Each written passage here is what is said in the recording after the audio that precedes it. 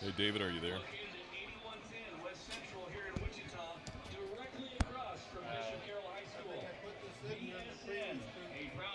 I think no, you already gave us. You already gave it. Yeah.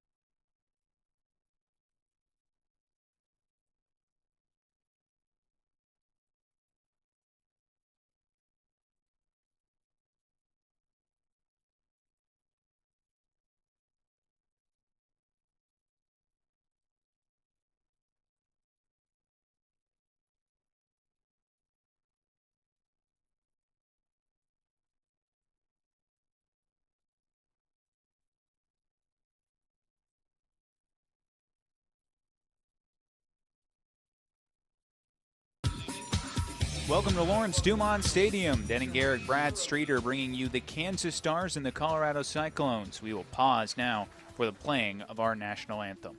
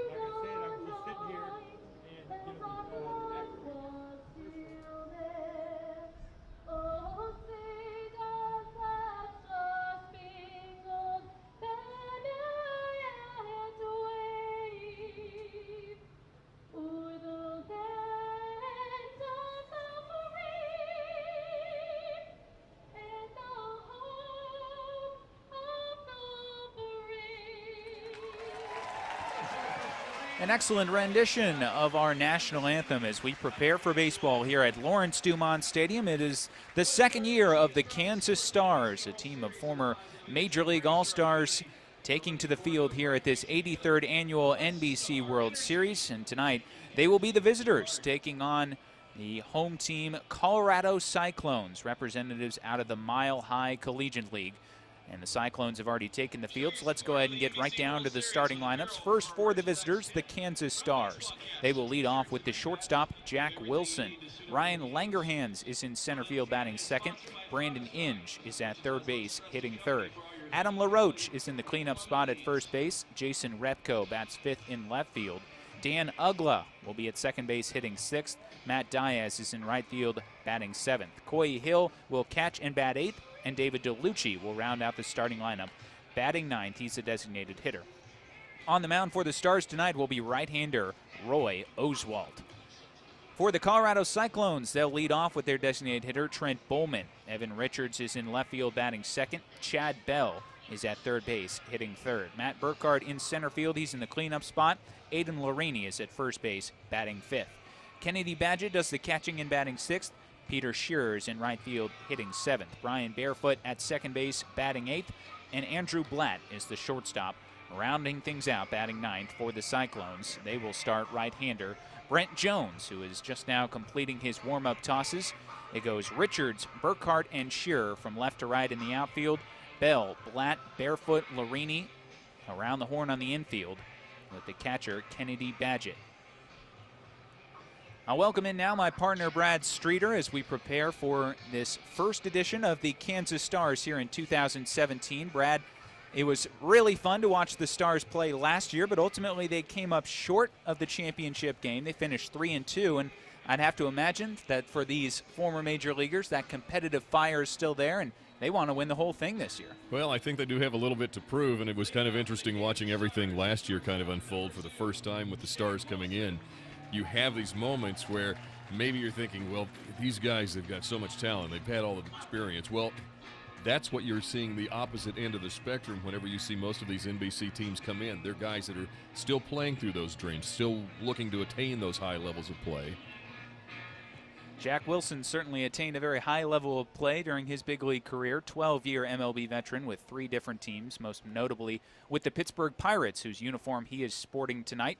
And a fastball runs inside to get us underway. 1 ball and no strikes. Our first pitch coming at 8:46 p.m. Central Standard Time. And a first pitch temperature of a very comfortable 80 degrees. 1-0 to Wilson is blooped out into shallow right field. Shearer coming on, and he will make a shoulder-high catch to retire the former Pirate shortstop. It's 1 up and 1 down for the Stars here in the first. It's always nice to see these guys who have been off the field for maybe a couple of years to be able to get back out and still see the bounce that they've got and just the love of the game that they bring to the field.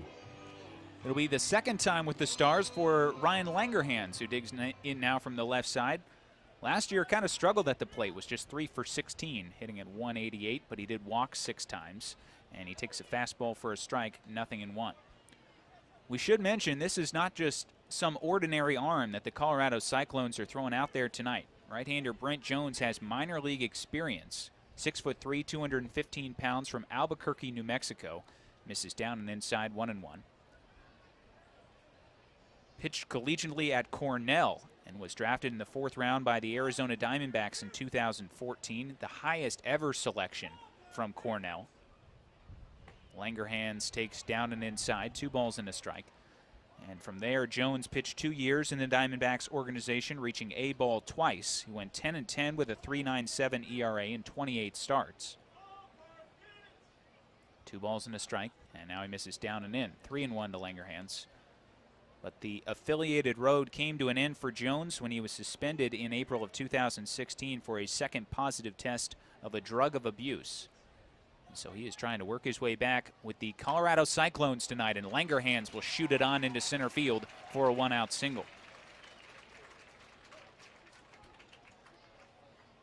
No rust there for Langerhans as he got himself into a good hitter's count.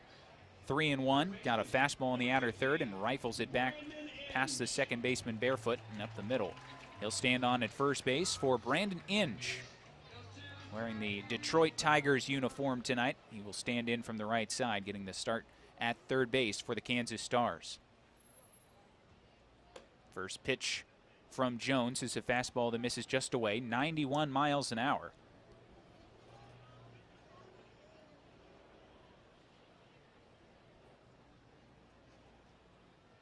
Kick and the 1-0 pitch. Inge takes a strike at the knees, 1-1. Brandon Inge looked like the most game ready, I think, of just about all the Stars last year. He really swung the bat well, was 8 for 23 for a .348 average, including a home run and 4 RBI. Takes a fastball down and inside, 2 balls and a strike. Wasn't the only guy who swung the bat well, but also made a couple nice plays down at third. Has his 2 sons here tonight, one of which threw out one of the first pitches before the ball game. And he pops this one up, foul territory. Lorini gives it a look, but it's going to get back and out of play. 2 balls and 2 strikes.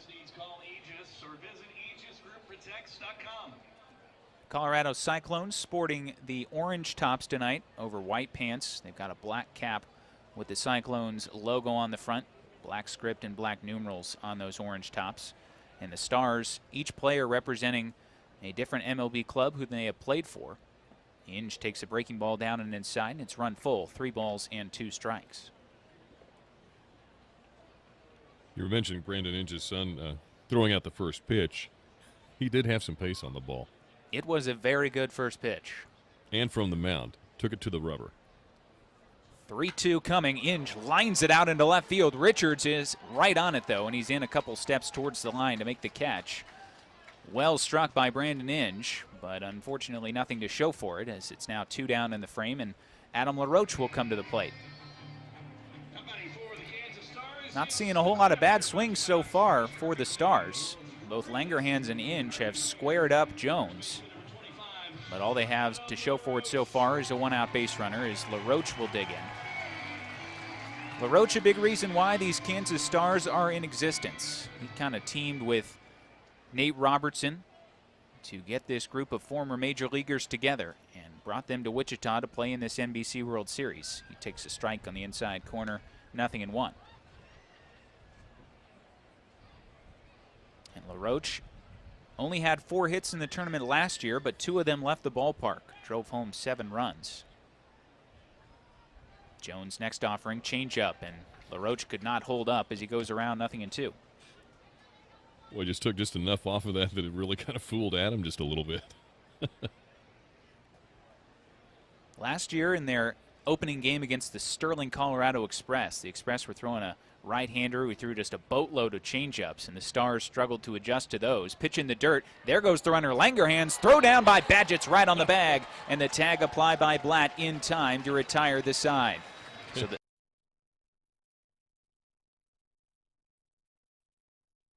to the NBC World Series on KQAM. Autocraft is proud to call Wichita home for 40 years. We are local and family owned. We believe using locally owned businesses is important to maintaining a healthy community. Local faces being there for you long after the job is done. Autocraft uses local suppliers whenever possible. Eco-friendly products, giving back to local charities, putting that extra smile on someone's face. Autocraft invites you to join us to keep it local. So let's work together to grow a strong and healthy community. Be sure to visit us at autocraftinc.com. With brand new concrete cart paths throughout the entire course, Cherry Oaks Golf Course in Cheney is an 18-hole public golf course that is great for company events as well as group and birthday parties. Focus on enjoying your company, not on finding stray shots. It's a ball-friendly course. 15 seconds. All its beauty. Everyone can enjoy Cherry Oaks Golf Course, just a drive, chip, and putt away in Cheney. Reserve your tee time by calling Cherry Oaks Golf Course at 540-0133.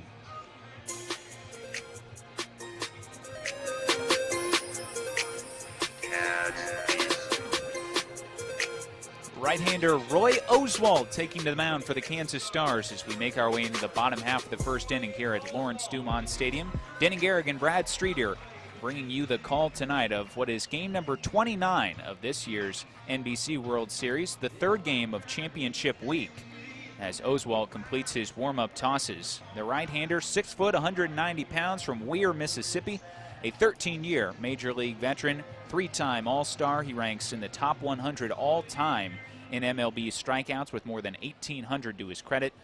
He has won 163 ball games to just 102 losses with a career ERA of 3.36.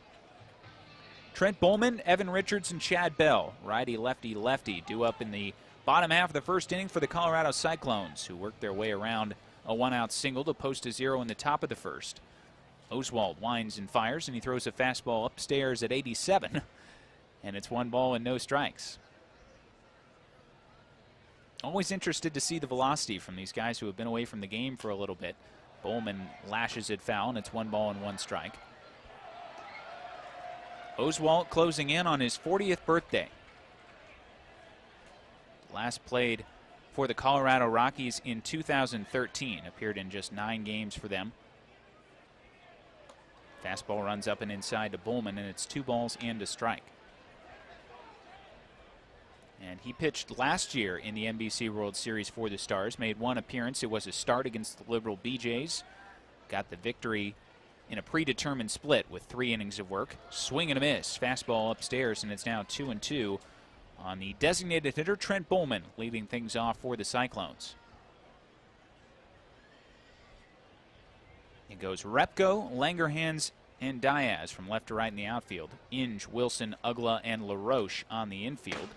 Foul back by Bowman off the facing of the press box and ricochets down below, and we'll do it again at 2-2.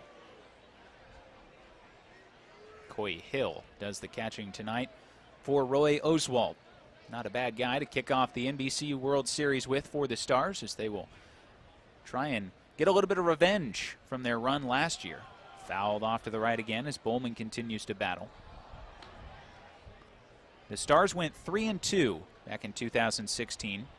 Beat the Sterling Express, the Liberal BJs, and the Seattle Studs. Lost to the Junior College National Team and then the Hayes Larks. 2-2, just a little bit upstairs, and Bowman has worked it full.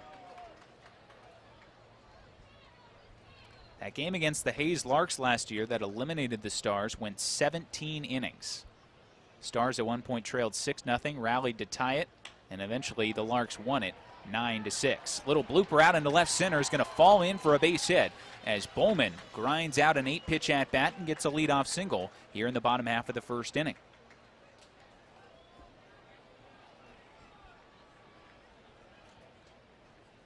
So it'll be Evan Richards now, the left fielder, digging in from the left side. And we'll see how aggressive the Cyclones want to be in terms of the running game. Bowman on at first, 9 of 10 in the regular season for the Cyclones as a fastball misses away to Richards, 1-0. The Cyclones team can really swing the bat. They hit .330 in the regular season, going 20-6 out of the Mile High Collegiate League. Cut and a miss on a fastball by Richards as he was tardy. 1 ball and 1 strike. But they don't run a whole lot, just 32 of 42 in stolen bases as a club. Bowman leads this starting lineup in thieveries with 9. Swing and a miss, and Richards has fallen down in the count 1-2.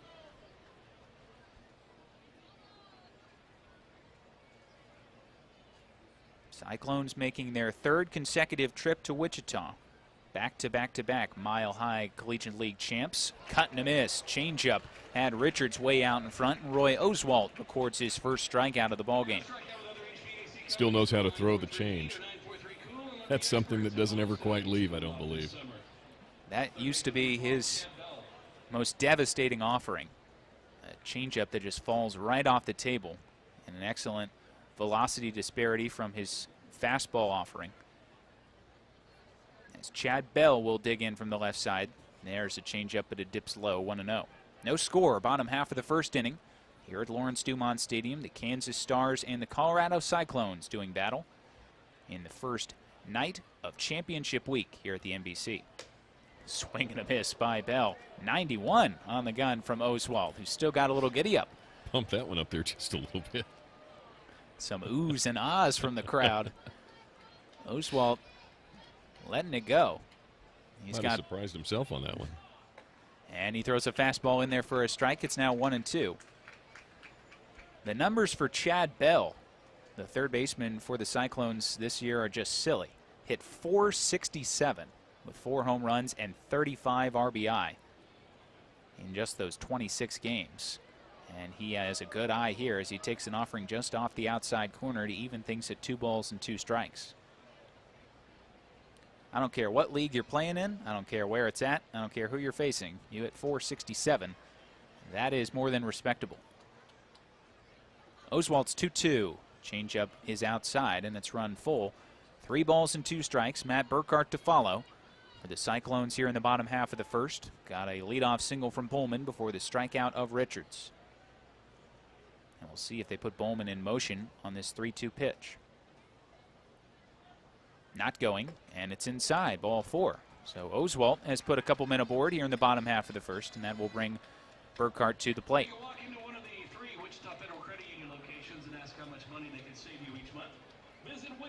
Cyclones went 2-1 in the NBC World Series last year.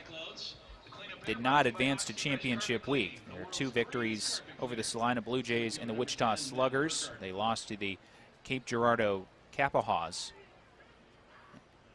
So finished 2-1. Burkhart takes a changeup on the outside corner for a strike. Another guy with very good offensive numbers, .319 in the regular season, 3 homers and 27 RBI. Facing 3-time All-Star Roy Oswalt. And he takes a slow breaking ball in there at 67 miles an hour to fall behind 0-2.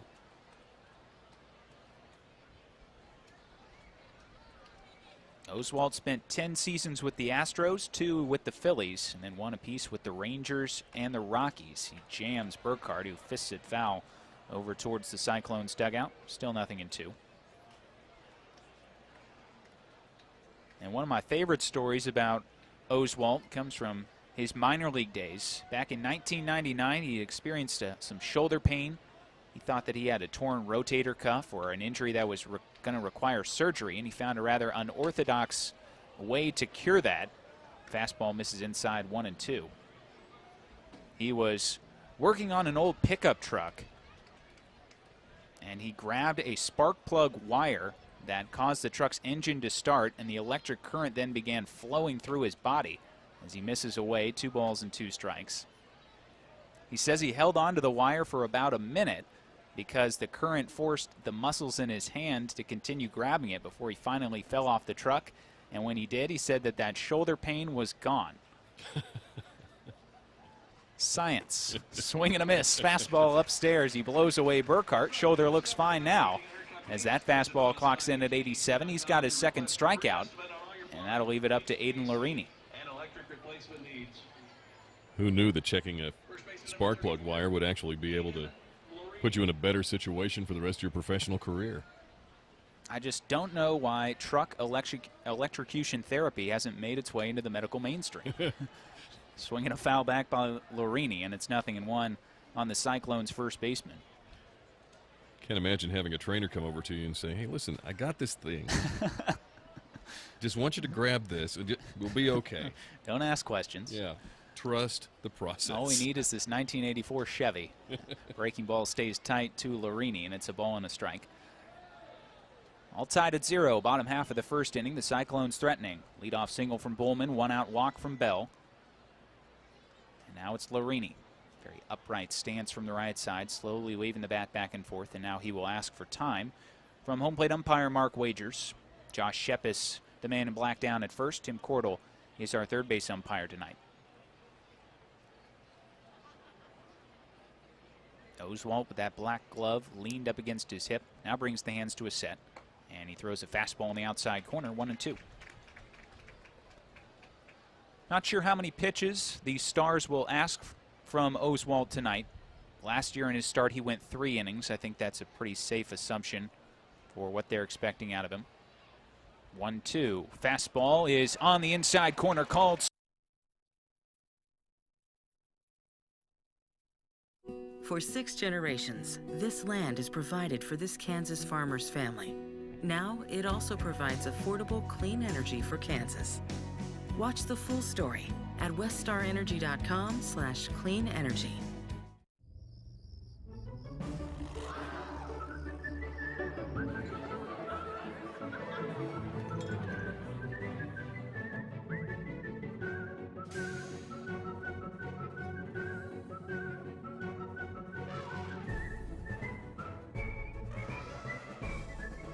Make the most of every single moment. After the game, head to visitwichita.com for all there is to see and do.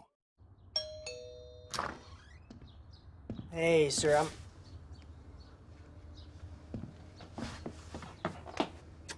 Love you, Coach. Thank you. For every celebration, for every 6 a.m. wake-up call, for every heartache, for every homecoming, for every home, there is York. Environmentally responsible and technologically advanced to provide the optimal home environment while keeping you connected. Life by you. Comfort by York.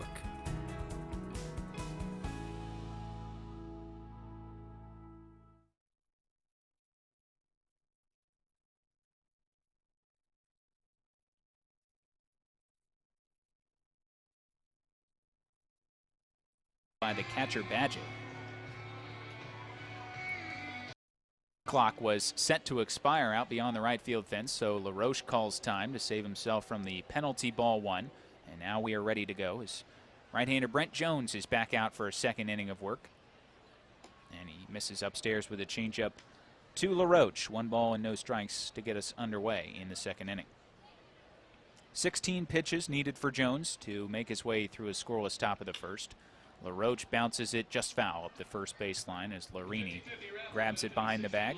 1 ball and 1 strike. You always talk about a batter trying to keep his hands really relaxed. LaRoche has a really interesting way of grasping the bat where he has his top hand, which would be his left hand. He always has that and pointing with his index finger kind of pointing out. Doesn't really give you a big, strong top hand, but does manage to keep everything really relaxed during your swing. Breaking ball skipped down and inside. Yeah, just everything about his stance is relaxed. He almost looks like he's just up there lounging around, waiting on something he can handle. And here he gets his bat broken on a pitch inside. Grounds it down to Larini at first. He'll take it to the bag, 3 unassisted. As Jones got in the kitchen of the former Washington National there and records the putout. 1 up and 1 down for the Stars. He just broke that right on the handle, so it's going to be a souvenir for somebody a little bit later on this evening. Jason Repko will come to the plate now. He is sporting the Los Angeles Dodgers uniform tonight. He was a first-round draft pick of the Dodgers back in 1999, straight out of high school. And he takes outside for ball 1. Played 7 MLB seasons for the Dodgers, the Twins, and the Red Sox, where he last played in 2012. But he has continued to stay active in the game, playing in the Atlantic League and also in the American Association, as he fouls it back and out of play 1-1. So Repko, you figure, will be not experiencing as much rust as maybe some of these other guys who last suited up in 2013, 2014 or so. And he flies one out towards right field, but Shearer has it measured a couple steps towards the line and squeezes it. 2 up and 2 down as Brent Jones has set down the first 2 men he's faced.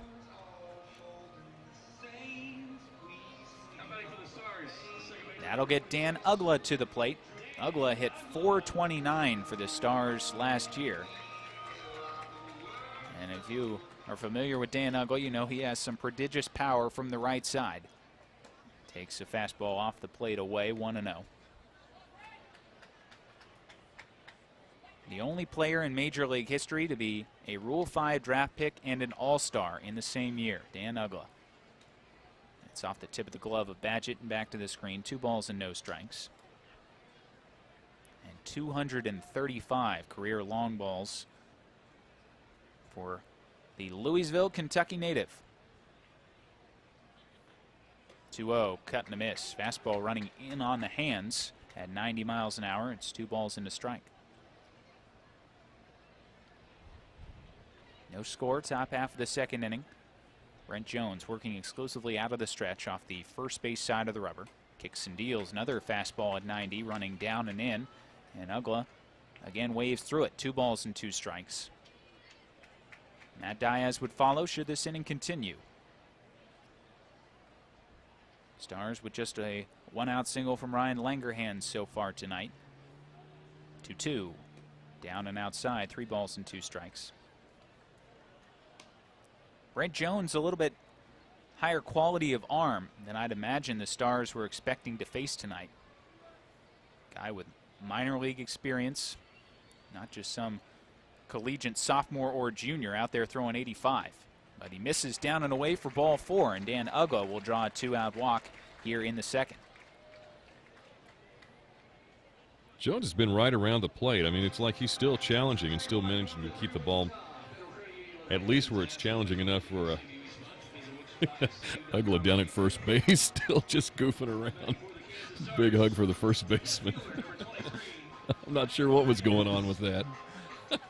That, to me, is my favorite part of what this tournament is and what the Stars bring to it. As the pitch misses down and into Diaz, 1-0, is that not only is this awesome for the former Major League players to come back and get a chance to scratch that competitive itch, but for the kids playing against him, my gosh, what a once-in-a-lifetime experience. Strike to Diaz, 1-1.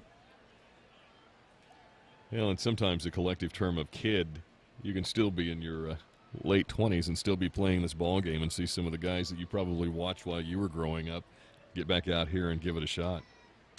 Diaz, a little looper down the right field line. That's going to slice off and go foul. And it's 1-2.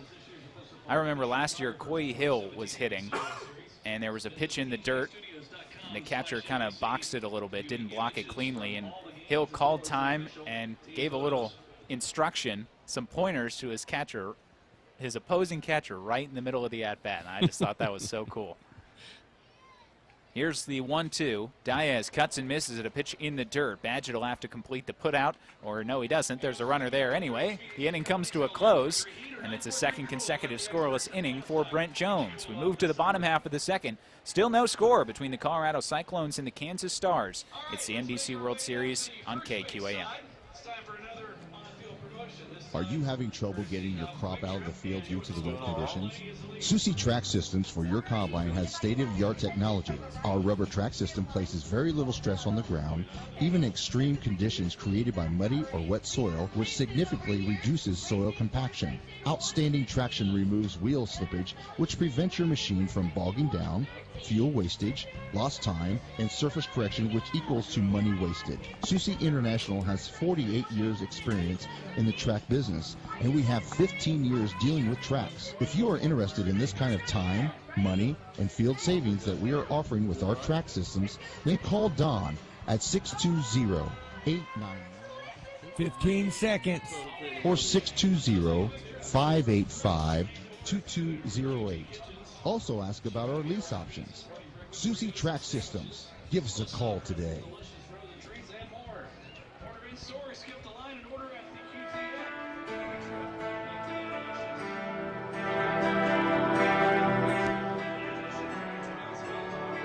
To the bottom half of the second here at Lawrence Dumont Stadium. No score between the Colorado Cyclones and the Kansas Stars as Roy Oswald is back out for a second inning of work. He'll contend with Kennedy Badgett, Peter Shearer, and Brian Barefoot at 6, 7, and 8. Due up for the Cyclones, who got a leadoff single and a one-out walk, but nothing to show for it in the bottom half of the first. As Roy Oswald fanned the side, he did, however, require 28 pitches as he misses with a fastball up and away to Badgett. 1 ball and no strikes on the Cyclones catcher. Badgett going with the no batting gloves look tonight. He swings and fouls it off to the right side. That'll get out of play. And it's a ball and a strike. Put together a .431 average in the regular season for the Cyclones, who had 16 All-Stars in their Mile High Collegiate League season, in which they were the champions for the 3rd consecutive year. Generally, you put 16 players on an all-star team, you're going to have an all-right season. Oswalt misses up and away with a fastball, 2-1 to the catcher Badgett. Righty, lefty, righty, due up in the frame for the Cyclones. Oswalt winds and fires, and he misses up and inside. 3 balls and a strike. You got to figure if you've got 16 guys, that really kind of defeats the purpose of an all-star break, doesn't it? You might as well just have every other team in the league combined to play them. That's not a terrible idea. The 3-1 is swung on and fouled off to run it full. I believe they used to do that in the old ABA, the precursor to the NBA. They would have whatever team was in first place, just play a conglomeration of all the other teams. And maybe the Mile High Collegiate League could think about adopting something like that. Swinging a ground ball is foul. Fastball working in on the hands. Badgett pulls the hands in and rifles it down the third base line. We'll do it again at 3-2. No runs, a hit, no errors for both sides. As we play here in the bottom half of the second. Oswalt a deep breath and the 3-2. Change up, grounded left side. Wilson to the backhand, takes a tough hop on him and gets rid of it, throws, and it is just in time to get Badgett on a bang-bang play. I'm not so sure, but Josh Cephas certainly thinks so. Badgett is out 6-3 as Wilson still showing off the arm from deep short. Boy, that one kind of climbed up the heel of the glove and almost hit him right in the elbow. Nice job to be able to recover and then plant and rifle that one about, what do you say, about a 40-yard out? That was right impressive. on the sideline. Shearer, the batter now, takes a strike from Oswald, 0-1. Wilson certainly has a reputation as one of the best defensive shortstops to ever do it. And the modern defensive stats are very kind to him. Shearer cuts and misses 0-2, excuse me. In 2005, he had 32 defensive runs saved, which ranks in the top 20 of defensive seasons all time for any position. Swinging a foul back by Shearer to stay alive at 0-2. And so Wilson could certainly pick it in his heyday. He's wearing the alternate Pittsburgh Pirates uniform tonight. Not many people remember them as having red in their color scheme. There's a swing and a miss, a fastball up and inside, and Shearer's down. Fourth strikeout for Oswalt. 2 up and 2 down for the Cyclones here in the second. You know, for pitchers who don't really quite understand what it means to move the ball around and also be able to work speeds all over the place, you have a 68-mile-an-hour curveball that's followed up by an 88-mile-an-hour out-of-the-strike zone fastball. As a batter, you've got to be up there just scratching your head wondering where is this coming from now. There's strike one to an early contender for tournament name of the year. It is Brian Barefoot standing in from the right side. And he pops this one foul back over the press box and out of play. 0-2.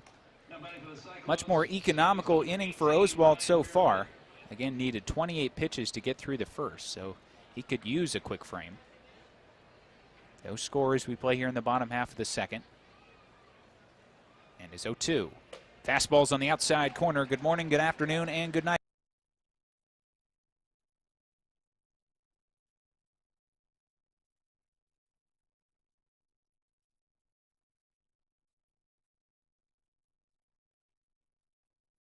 NBC baseball fans, make some noise if you wish you were mowing your lawn right now. Just kidding.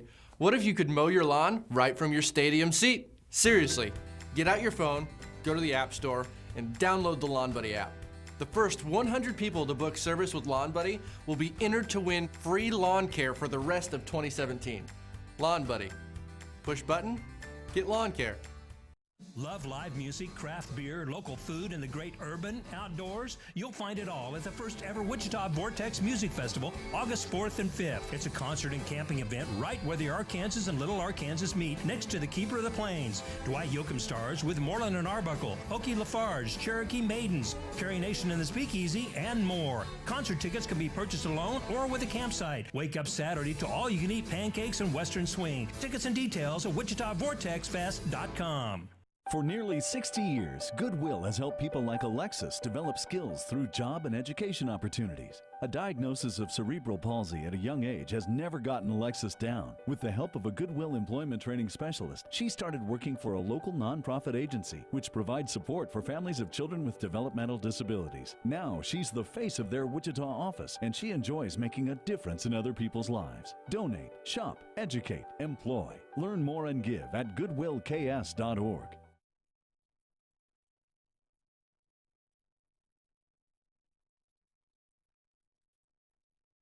Who stands in from the left side, and they play the Wichita State theme song as time is called. We were about to have another pitch clock infraction, but now we're ready as the switch hitter and the starting catcher tonight for the Stars leads us off, and he taps it foul back to the screen. 0-1. Switch hitter, a lefty and a righty due up for the Stars. They've gotten a 1-out single in the first from Ryan Langerhans and a 2-out walk from Ugla in the second. But that is all against Brent Jones. Kicks and deals the 0-1.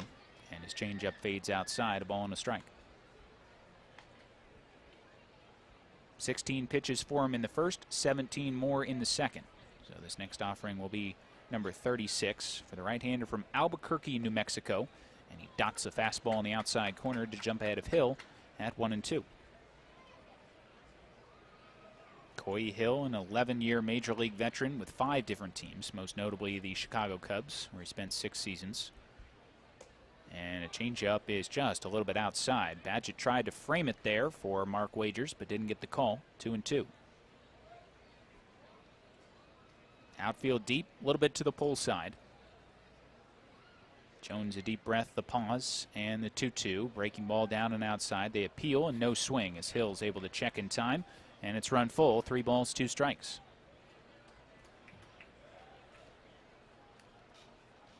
Hill last played in 2014 with the Philadelphia Phillies. And he takes inside for ball 4. It's a leadoff walk. And Hill will trot down to first base. That'll bring David DeLucci to the plate. Good at bat from Hill. Grinding out Jones just a little bit. The second free pass that he has handed out. And so here's DeLucci,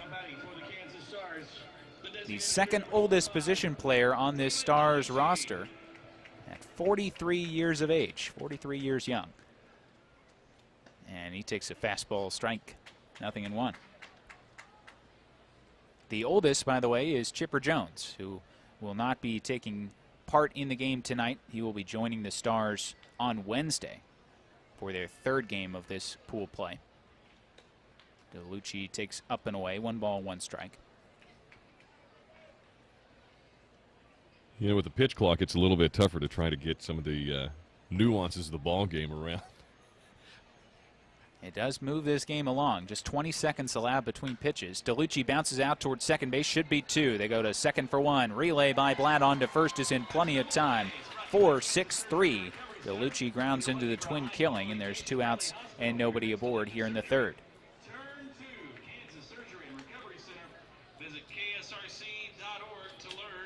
Tailor-made double play ball there from DeLucci. Struck it sharply, but right at barefoot. He made the underhand toss to Blatt. And the return throw to Larini was in plenty of time as we head back to the top of the order for Wilson. Flew out to the right fielder Shearer his first time up. Jones kicks and delivers, and it runs inside with a changeup 1-0. It'll be tough for either one of these clubs to top the 2 games we have had before us tonight.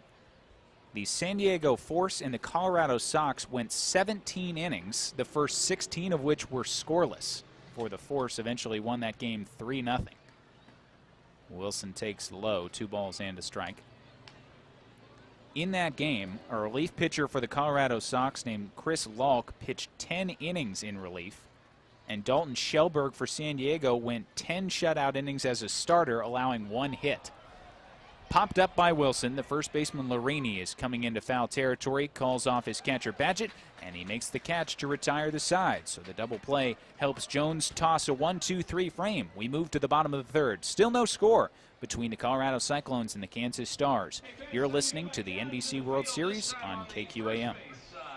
Hello, everyone. This is the X-Man, Xavier McDaniel. I always played on a winning team, whether it was with the Shockers or in the NBA. When I look for a winning team in the insurance business, hands down, it's Bill Malls, Allstate Insurance Agency, with over 30 years of providing insurance coverage in the Wichita area. This is a slam dunk, in my opinion, of who I want on my insurance team. Give them a call today at 316-773-9864. And tell them the X-Man sent you.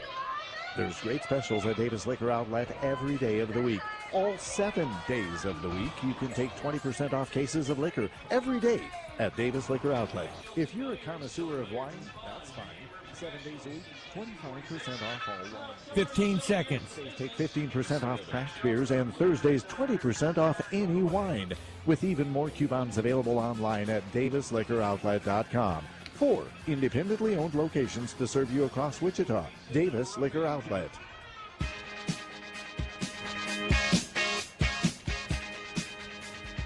Got ourselves a pitcher's duel early here at Lawrence Dumont Stadium. No score into the bottom half of the third inning. Roy Oswalt will climb the hill to contend with 9-1-2 for the Colorado Cyclones. It's Andrew Blatt, Trent Bowman, and Evan Richards, righty, lefty. Due up for the Cyclones, based out of Denver, making their third consecutive NBC World Series appearance as Blatt takes a strike on the outside corner, 0-1. Blatt, the only guy in the starting lineup who played for the Cyclones here at this tournament last year. He takes low. It's off the tip of the glove of Hill. 1 ball and 1 strike. .263 hitter in the regular season. Good plate discipline for him, though. 19 walks to just 16 strikeouts for the right-hand hitting shortstop. Got some misses on a fastball. Oswalt has had good success elevating the heater tonight. He's been mostly living in the upper 80s, touching some low 90s on occasion. Working quickly, 1-2. Fouled off to the right side and out of play, and Blatt will stay alive. For the end of the inning, we were talking about the games that had taken place earlier today. The one that wrapped up just before this one saw the Everett Merchants beat the Liberal BJs 5-4 in an exciting contest. Breaking balls on the inside corner, and Blatt watches it for strike 3. Roy Oswalt now with 6 punch-outs through 2 1/3. He sets down the first man that he faces here in the third.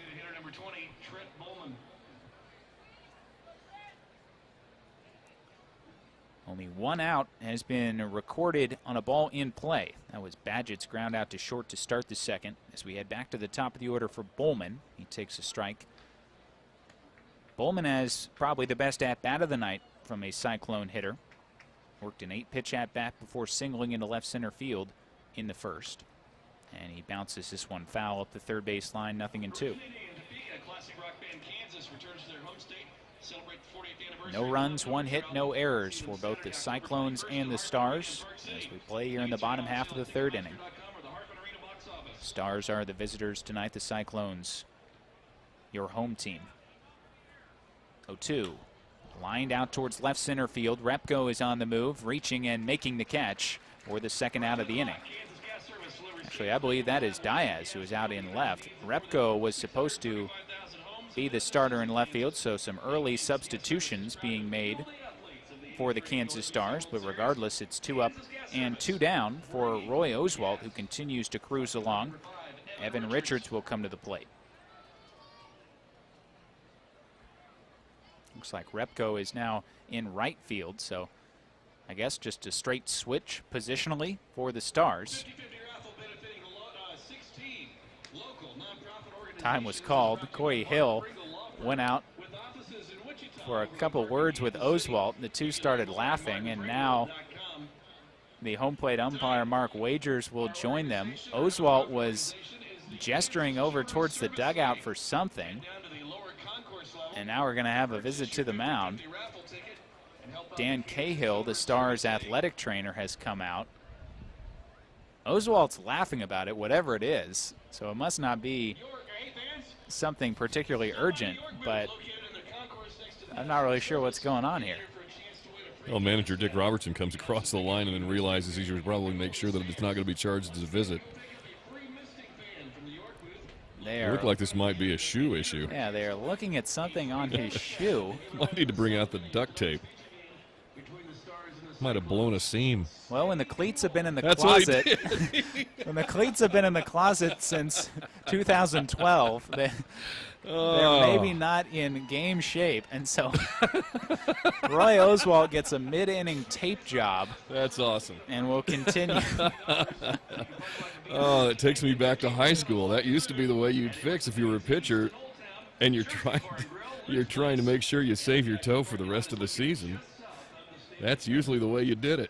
Time called for tape, I think, is the best thing that has happened to me at a baseball game. Evan Richards with a swing and a miss. It's 0-1. Well, and normally you'd see that on your drag toe as opposed to your plant foot. That's awesome. Blows a seam. Here comes his 0-1. It's a fastball upstairs, 1-1. And when I saw Cahill coming out of the dugout, I was like, oh no, did he sprain an ankle or something? But he was smiling about it and laughing with Hill, so you knew it wasn't serious. 1-1. That is just a little bit low to Richards. 2 balls and a strike. He struck out swinging in the first.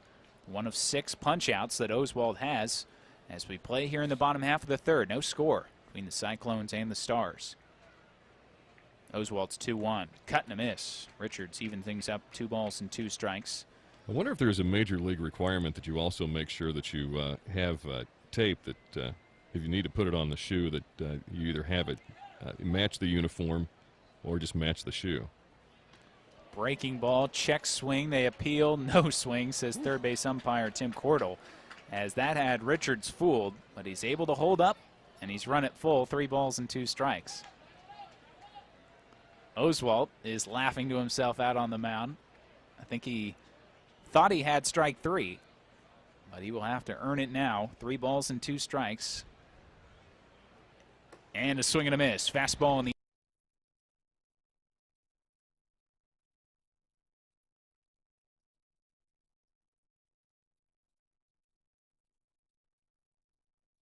For 6 generations, this land is provided for this Kansas farmer's family. Now, it also provides affordable, clean energy for Kansas. Watch the full story at weststarenergy.com/clean energy.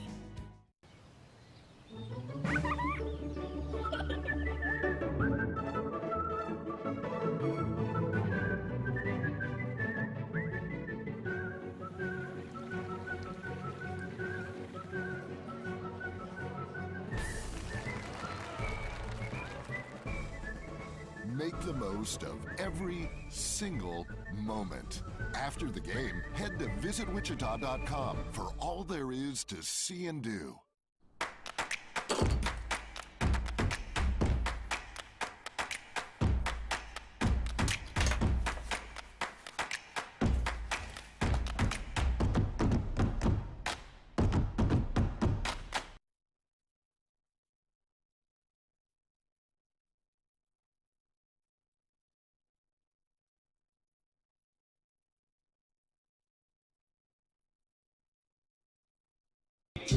All zeros in the run column so far as we proceed into the top half of the 4th inning. The Kansas Stars and the Colorado Cyclones trying to advance to 1-0 in championship week pool play.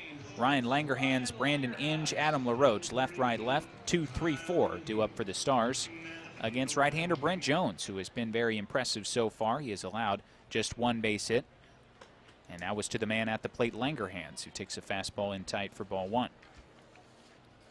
Langerhans was promptly erased trying to advance to second on a pitch in the turf, and then another runner was erased on a double play. So Jones has only faced 1 over the minimum through the first 3 frames. He misses low, though, and it's 2 balls and no strikes to Langerhans. I think Badgett might have been a little bit surprised with the fact that Langerhans just kind of wandered off and looked like he got into no man's land and then decided, I may as well go ahead and start running. Badgett had a strong throw down to second to catch him earlier. It's now 3 balls and no strikes as Jones missed inside again. Kicks and delivers, and it's down and inside, ball 4. All those were pretty close, but Langerhans, who walked 6 times in the tournament last year, shows good plate discipline and draws the 4-pitch walk to start things here in the 4th.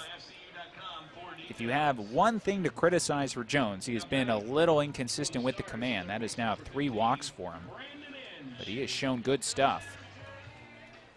Brandon Inge to the plate now. He lined out sharply to left his first time up and takes a fastball inside for ball 1. Jones is just now at 50 pitches as we play here in the 4th, and so there's no activity down in the bullpen. For the Stars, they have right-hander Jason Marquis warming down and outside. 6 straight out of the zone from Jones, and that's going to get Badgett out of his crouch to talk things over with his right-hander.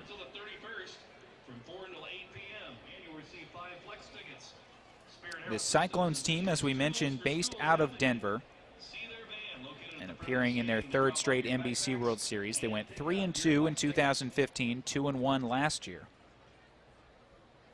This year they beat the Fort Collins Bandits in the championship game of their league to advance to championship week. Inns bounces it down to third base. They're going to go to second for one. Barefoot's relay to first is in time, and it's a 5-4-3 double play. Bell, Barefoot, Larini. The second one turned by the Cyclones tonight.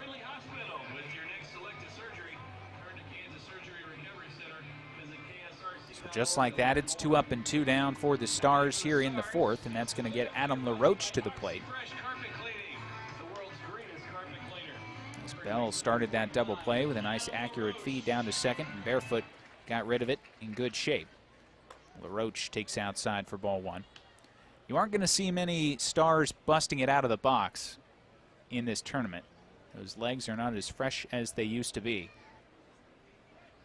LaRoche foul tips it in and out of the mid of Badgett, 1-1.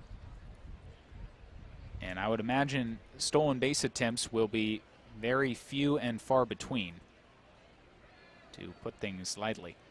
Taking the extra base maybe out of the question as well? I would say there's a permanent stop sign for everybody on the paths. As LaRoche takes outside, 2 balls and 1 strike. Last year, the Stars did not have a stolen base attempt in 5 NBC World Series games. 2-1. Change up is outside. 3 balls and a strike on LaRoche. Broke his bat and grounding one down to the first baseman Larini, his first time up. Had 2 home runs in this tournament last year, though, and he certainly has the power to leave this ball yard to any part of the park. Jones 3-1. Ground ball right side. Larini will cut it off. He'll make a long underhand flip to Jones, and it's in.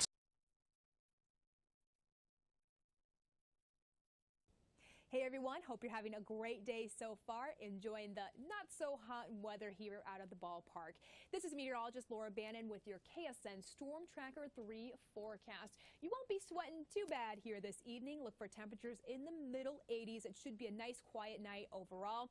For the drive home, expect quiet skies, temperatures down into the lower 80s. And then as we turn the page and look ahead to tomorrow, a completely different feel. It'll be even cooler. Look for highs in the low 80s. We will be dodging some showers and storms, although it does not look to be a washout. Hope you all have a great night out there and have fun.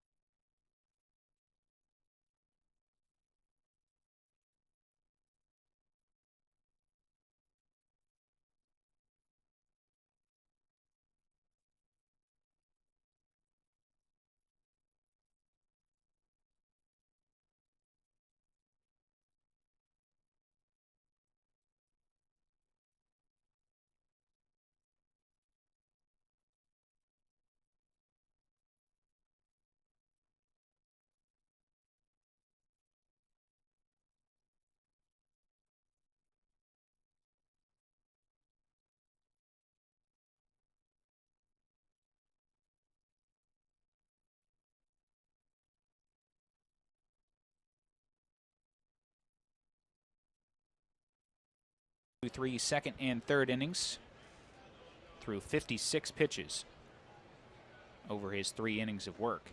Down and inside, 1 ball and 1 strike.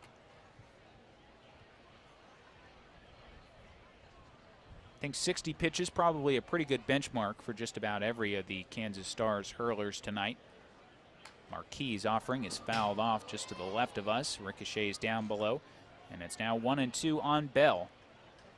Statistically, the most dangerous hitter in this Cyclones lineup with his .467 regular season average.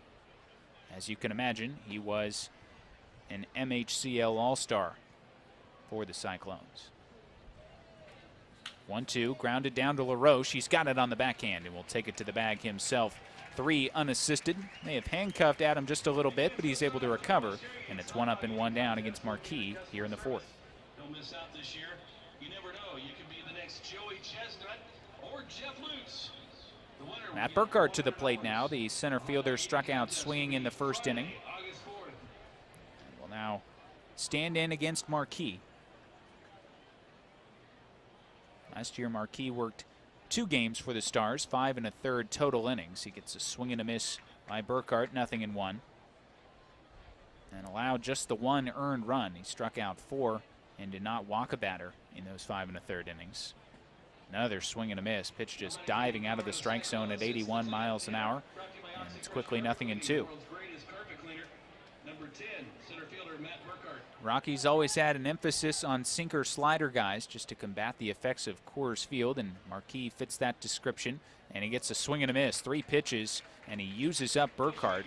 I don't think any of them were strikes in terms of their location in the zone, but Burkhardt chased all 3 and is down for the second out here in the 4th. First baseman number 34, Aiden Larini. Jason also pitched in the for Israel in the 2017, well, this past year in the World Baseball Classic. This is outside here to Larini, 1 ball and no strikes. I believe that Team Israel had kind of a spirited run through that WBC. They became kind of a cult heroes. Here's the 1-0. Big swing and a miss. Took something off at 78. Had Larini looking for something else. He was down on strikes to end the first inning against Oswalt. Now has a 1 ball and 1 strike count.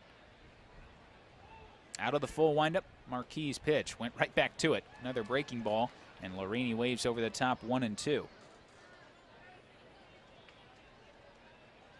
Marquis originally from Manhasset, New York. 6'1", 220 pounds. Here's his 1-2, and it's another curveball that stays low to even things up on Larini. No score, bottom half of the 4th inning. Only 2 hits combined, both coming in the first frame, as the pitchers have taken the day so far. 2-2 is fouled back over our heads. We'll do it again. That foul ball is brought to you by E-Graphics, Wichita's vinyl graphic specialist. Jason Marquis was an all-star back in 2009 with the Rockies. Won 15 games that year, tying his career high at a 4.04 ERA. And now he gets a swing and a miss. Hill will have to complete the putout down to first. He does.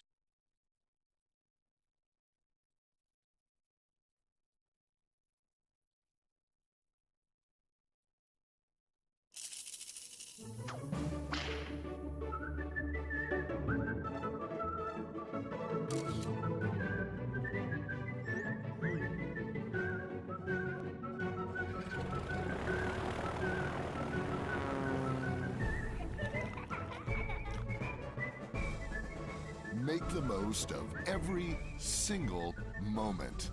After the game, head to visitwichita.com for all there is to see and do. For 6 generations, this land is provided for this Kansas farmer's family. Now, it also provides affordable, clean energy for Kansas. Watch the full story at weststarenergy.com/clean energy.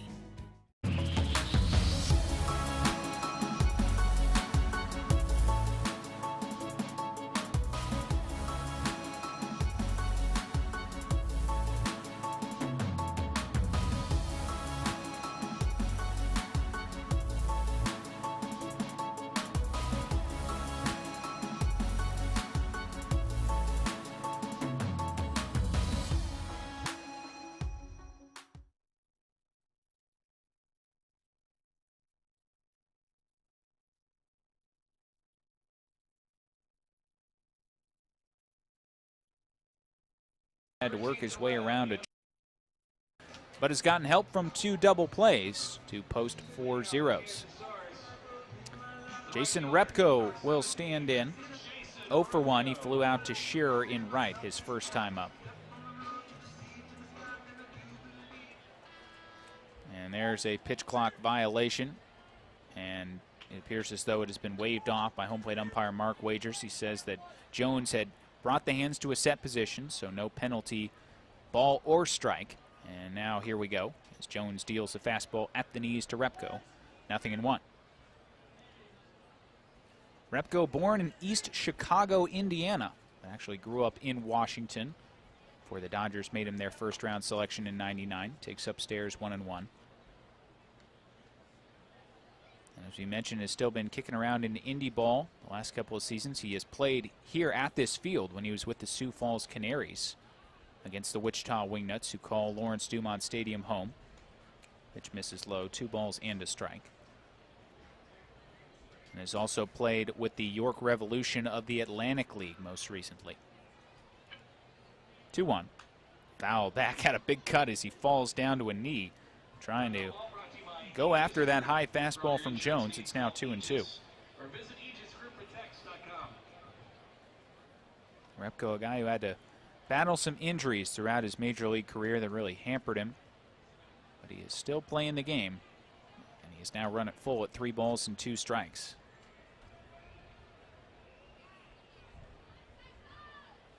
Ugla to follow. Diaz afterwards. Coy Hill, if anyone reaches in the frame for the Stars. No score. Top of the 5th inning. Jones deals. Broken back ground ball out towards shortstop. Blatt's got it on the run. Throws to first, and it's accurate. 1 up and 1 down for the Stars as Repko is retired 6-3. After that first inning, the Stars really haven't squared much up against Jones. They had a couple of well-struck baseballs back in the first with Langerhand's single and Inge's line out to left. But since then, a lot of balls on the ground, including a couple double plays. Ugla can't hold up. Fastball, he foul tips into the mid of Badgett, and it's 0-1.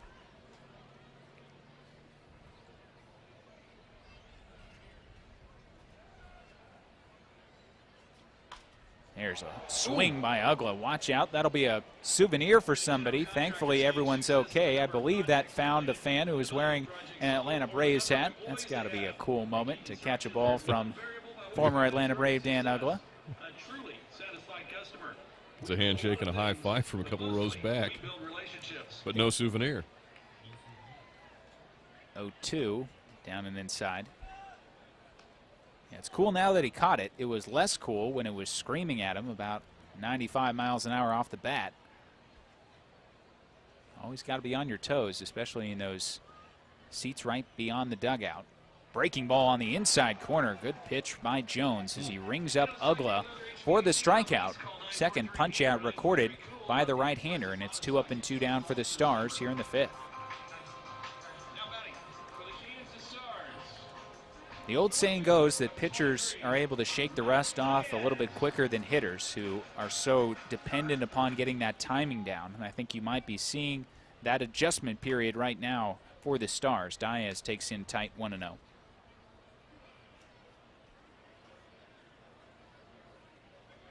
To go so long without facing live pitching of any caliber, he's not got to be easy. Diaz takes a strike 1-1. And then to have to face a guy like Jones, who was pitching an affiliated ball just last season. Not an easy transition by any means. The 1-1. Diaz lifts it foul off to the right and out of play, 1-2. I think there's so much that actually goes into what you do at the plate. But a lot of folks think that once you've done it, it's just like riding a bike, and it's not quite so simple. With enough reps, it'll come back to you, but they will need game experience to get the feel back. Diaz taps a breaking ball down towards third, foul, and we will do it again at 1 ball and 2 strikes. You can usually hop back into a batting cage and you can take a couple of hacks and you're going to feel all right, but about the time you get the live arm out there and you get in a game situation, everything changes. Jones is ready. 1-2. Breaking ball just a little bit inside. Badgett again trying to hold it out there, but it's even now.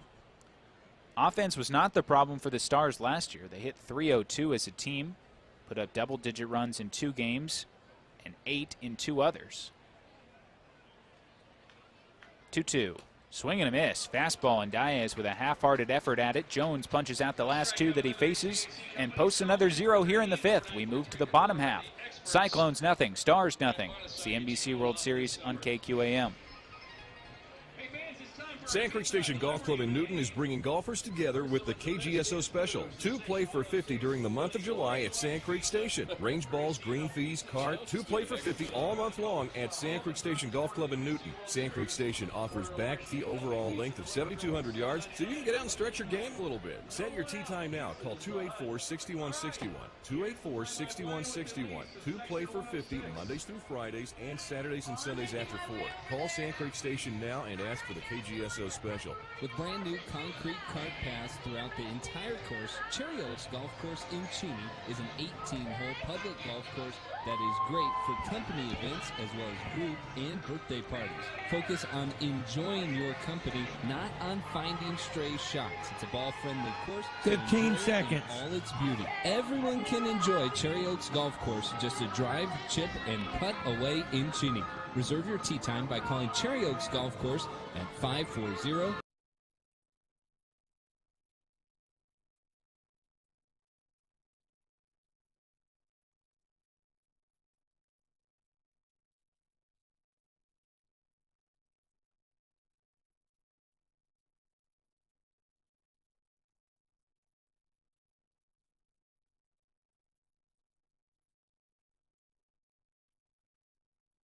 Entirely devoid of offense. We have just 2 hits, one from both the Cyclones and the Stars, and Marquis will try and build upon a 1-2-3 fourth in which he struck out 2 and induced a ground out. Kennedy Badgett, Peter Shearer, Brian Barefoot, 6, 7, 8 for the Cyclones as Marquis deals a strike, 0-1. Brent Jones has been excellent so far for Colorado with 5 scoreless innings, inducing a trio of strikeouts and allowing only 1 hit. Nice breaking ball from Marquis, has Badgett waving through it, 0-2. Bounced out to the shortstop Wilson his first time up on a play deep in the hole, and now he lifts one out into shallow center field. Langerhans drifting towards the left center field gap, and he makes the catch right on top of that Wichita Wingnuts logo. 1 up and 1 down for the Cyclones here in the 5th.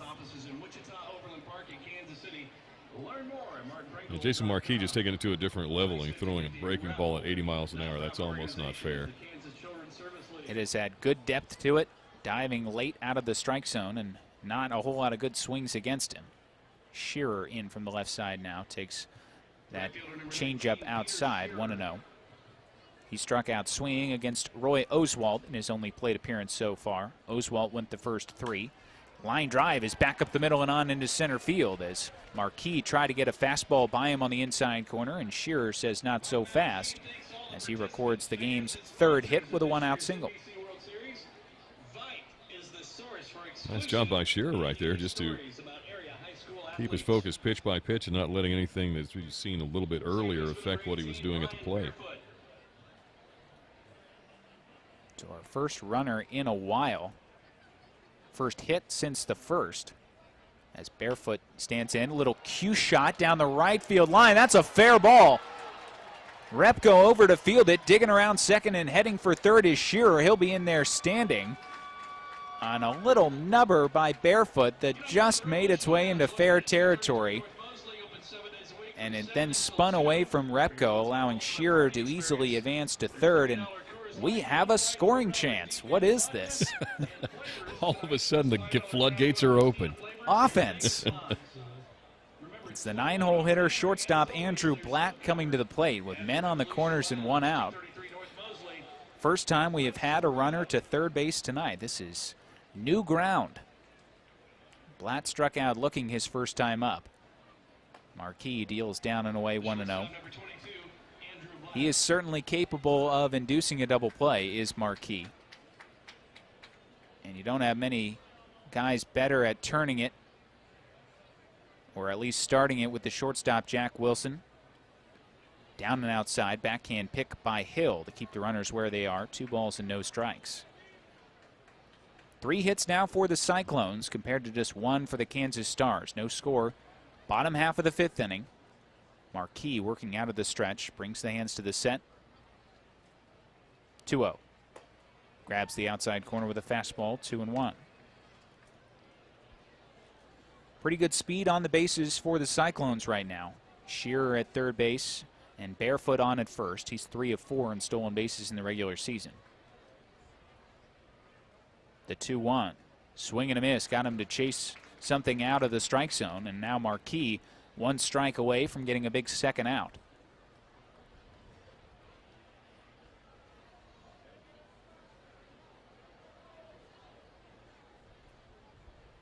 He's ready. Checks on Barefoot at first. 2-2. Down and outside. Try to go right back to the well. But Blatt not so eager to chase this time, and we've run full. 3 balls and 2 strikes. The top of the order waits in the on-deck circle in the form of Trent Bowman.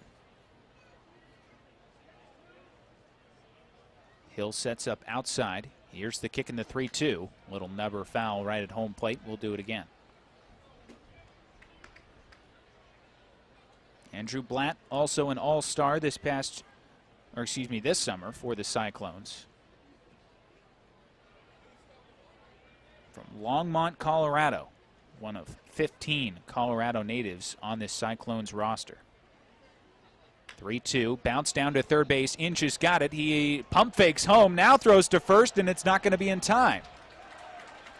And it is 1-0 Cyclones on the infield RBI single by Andrew Blatt, a play that I think Inch maybe wishes he could have back, as he looked like he was going to go home, and that split-second indecision may have cost him.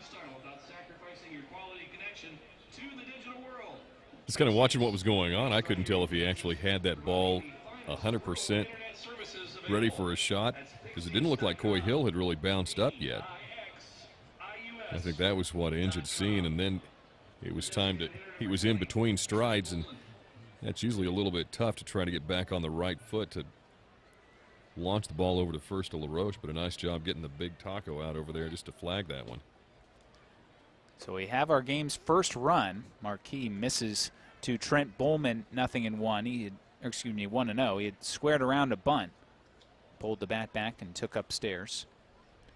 After we had just 2 singles through the first 4.5 innings, we have now had 3 consecutive hits, and Bowman rifles it out towards left. Diaz reaches up and makes the catch. He nearly misplayed it, but it is the second out of the inning as the runners Barefoot and Blatt are forced to retreat.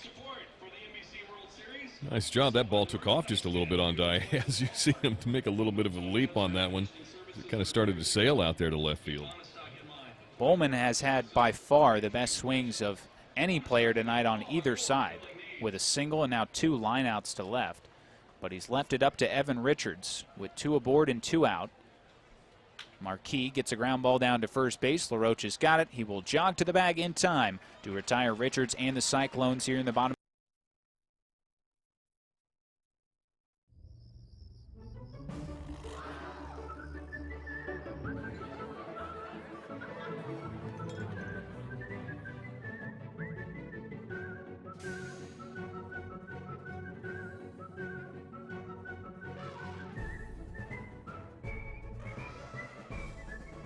Make the most of every single moment.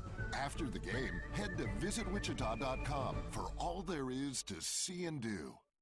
For 6 generations, this land is provided for this Kansas farmer's family. Now, it also provides affordable, clean energy for Kansas. Watch the full story at weststarenergy.com/clean energy.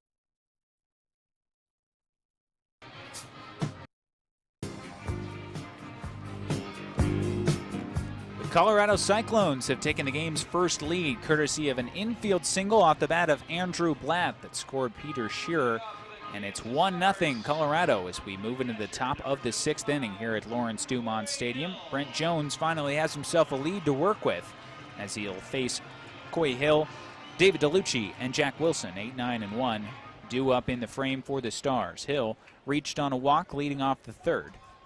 Switch hitter will bat from the left side. Jones delivers a fastball low. That was pitch number 74 for Brent Jones. Still nobody milling around down in the Cyclones' pen, and no real reason to do so. He's allowed just 1 hit. Hill takes up and outside with a fastball now. It's 2 balls and no strikes. Again, we've already had a 10-inning 1-hitter earlier today from Dalton Shellberg of the San Diego Force. Hill grounds it down towards first base. Lorini's got it, takes it to the bag himself. 3 unassisted. Hill is retired. It's 1 up and 1 down for the Stars in the 6th. And Brad, it just feels like Brent Jones has really been in control aside from those occasional bouts of control inconsistency. Well, he seems like he's managed his emotions pretty well tonight, and I don't know if that's going to be when you have your first draw and you have your first game and you have to play the Kansas Stars and you get a chance to see some of the guys that maybe you've watched for a couple of years and maybe even played against a couple of them coming up. It's really kind of interesting to see that you don't have any jitters, you don't have any nerves. You just get out there and you just get the job done. DeLucci fouled the first pitch back over our heads. Now the 0-1. Lined into right field, and that's in for a base hit as Shearer moves to cut it off. But David DeLucci has the Stars' second base knock. It's a 1-out single here in the 6th. DeLucci, kind of an interesting story. Originally drafted by the Orioles, was then taken by the Diamondbacks in the 1998 expansion draft, was a part of their 2001 World Series winning team, and then had to deal with Kienbock's disease in 1999. It's a very rare wrist disease that makes it difficult to obviously grab a bat, but he was able to recover from that. Now Wilson lays down a great bunt down the third base line. He's going to beat it out easily. A great bunt from Jack Wilson, deadened perfectly, and no chance for Bell, who elected to toss it anyway, but it was nowhere near in time, and back-to-back singles for the Stars. Well, nice job by Wilson just getting that one right down the line and keeping that one fair. Taking advantage of the fact that the third baseman for the Cyclones, Bell, back just a little bit. That's going to get a visit to the mound from Cyclones pitching coach Shane Dyer. And this is where the Cyclones' experience just in the minor leagues, I think, really will help them out a little bit. Dyer reached as far as AAA with the Tampa Bay Rays organization. And, of course, you've got Jones, who spent 2 years in minor league baseball himself. So these are the guys who won't really be in awe of the situation as much. It's a quick visit, and Dyer will head back to the dugout to leave Jones to face Ryan Langerhans, who has singled and walked so far tonight. And he takes just outside with something off speed, 1-0. We haven't gotten to mention the Cyclones are led by head coach J.L. Buchanan in his 4th season at the helm. Has led them to an 84-44 record in those 4 years. 2 balls, no strikes now to Langerhans. He takes down and outside. Buchanan also a coach at West Hills College out in California, and has put together a excellent track record with the Cyclones. Now in their 3rd straight year here in Wichita. Langerhans, a little bouncer down towards first base. Checking on second was Larini, but he will now underhand flip it to Jones. They record the out at first. Advancing to third is DeLucci, and up to second is Wilson. And it will now be up to Brandon Inge.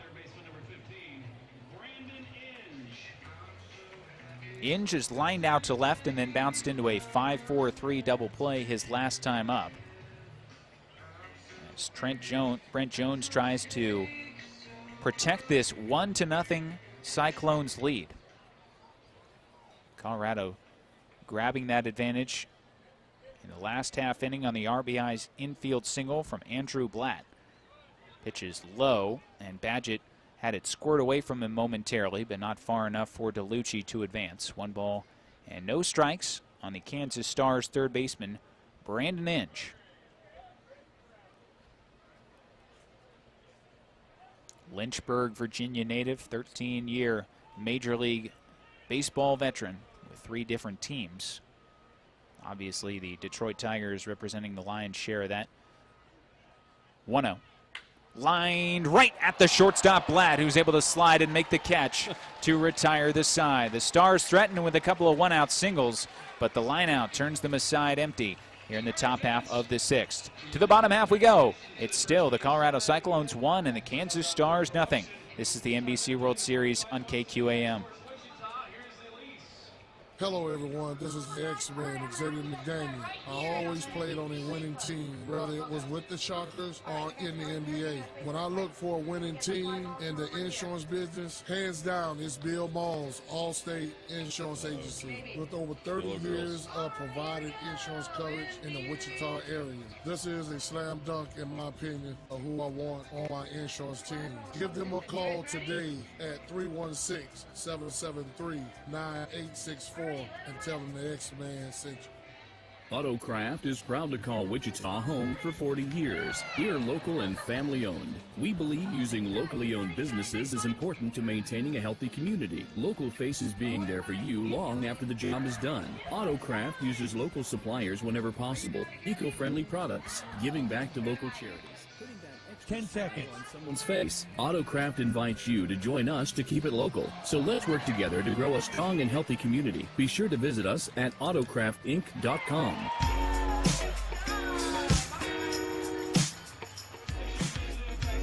The Kansas Stars with their best scoring opportunity in the top half of the 6th, but turned away on a line drive from Brandon Inge right at the shortstop Blatt, who makes the catch.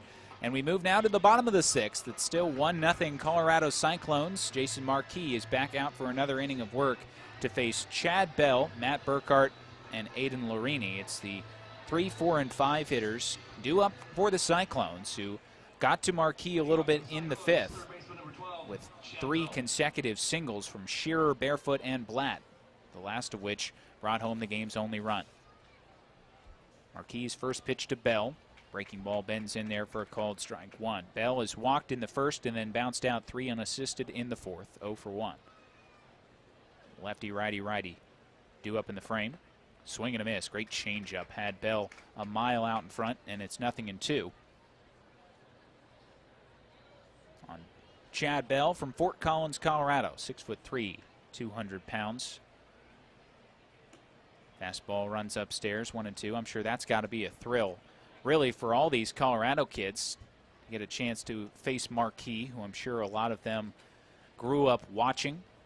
He was playing for the Rockies. Fastball misses inside, 2 balls and 2 strikes.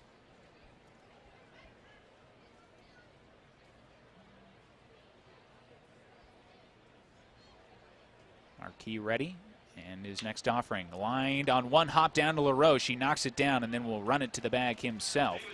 Well struck by Bell, but unfortunately it was at one of the most sure-handed first basemen in Adam LaRoche, who knocked it down and then was able to jog to the bag well ahead of Bell. It's 1 up and 1 down for the Cyclones here in the 6th. Now batting for the Cyclones, the cleanup hitter brought to you by OxyFresh Carpet Cleaning, the world's greenest carpet cleaner. So it's Matt Burkhart, who's had a rough night at the plate so far, 0 for 2 with a couple of strikeouts. He leans back out of the way of a curveball that missed high and inside.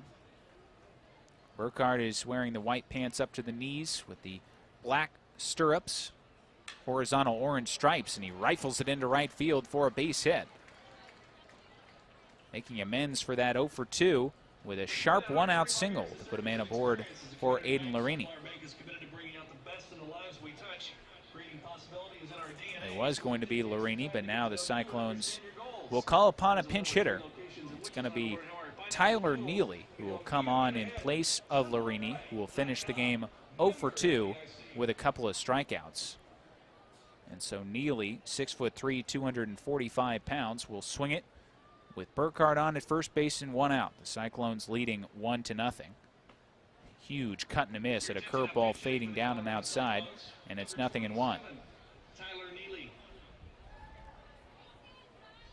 Tyler Neely led this Cyclones club in home runs this summer with 6. Also had 17 RBI, and he looks like the kind of guy who could hit it a long way. Another breaking ball, this time misses down and away. 1 ball and 1 strike. Hit .333 on a team that hit .330. Just about everybody on this Cyclones club really put together a good offensive season. Fastball just a touch up and away, and it's 2 balls and a strike. We'll have to see if Neely, if this is a straight switch, if he just comes on to play first base for Larini. 2-1. Swing and a miss. Nice offering by Marquis. He continues to pound right-hand hitters away with stuff that just has late action, diving away from the barrel.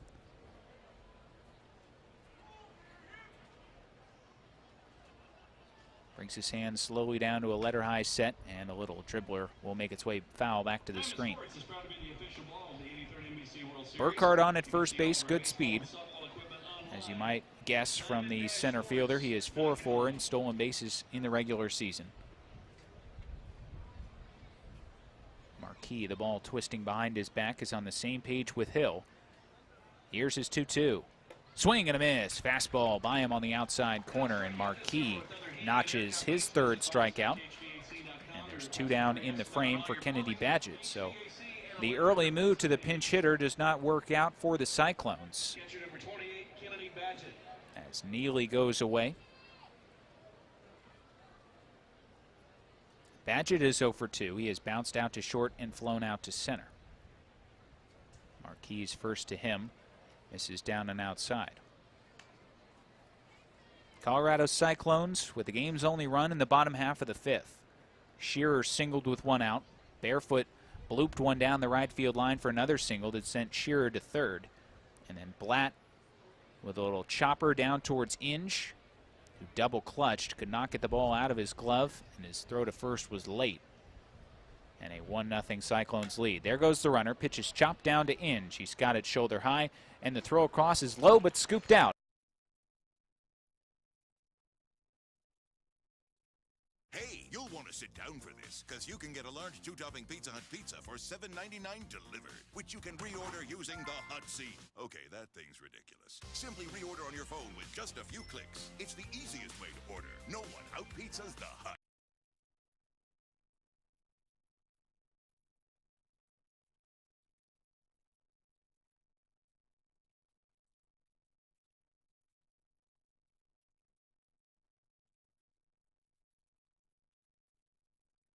Your machine from bogging 35. down, fuel wastage, lost time, and surface correction, which equals money wasted. Susi International has 48 years experience in the track business, and Preferred Equipment has 15 years in the egg track business. If you are interested in this Neely kind of stays time, at first. money, and field savings that we are offering with our track systems, then call Don at 620-899-8380 or 620 10 seconds.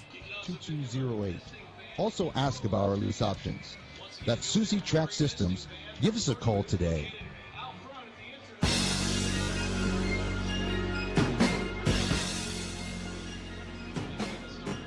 Jones is done.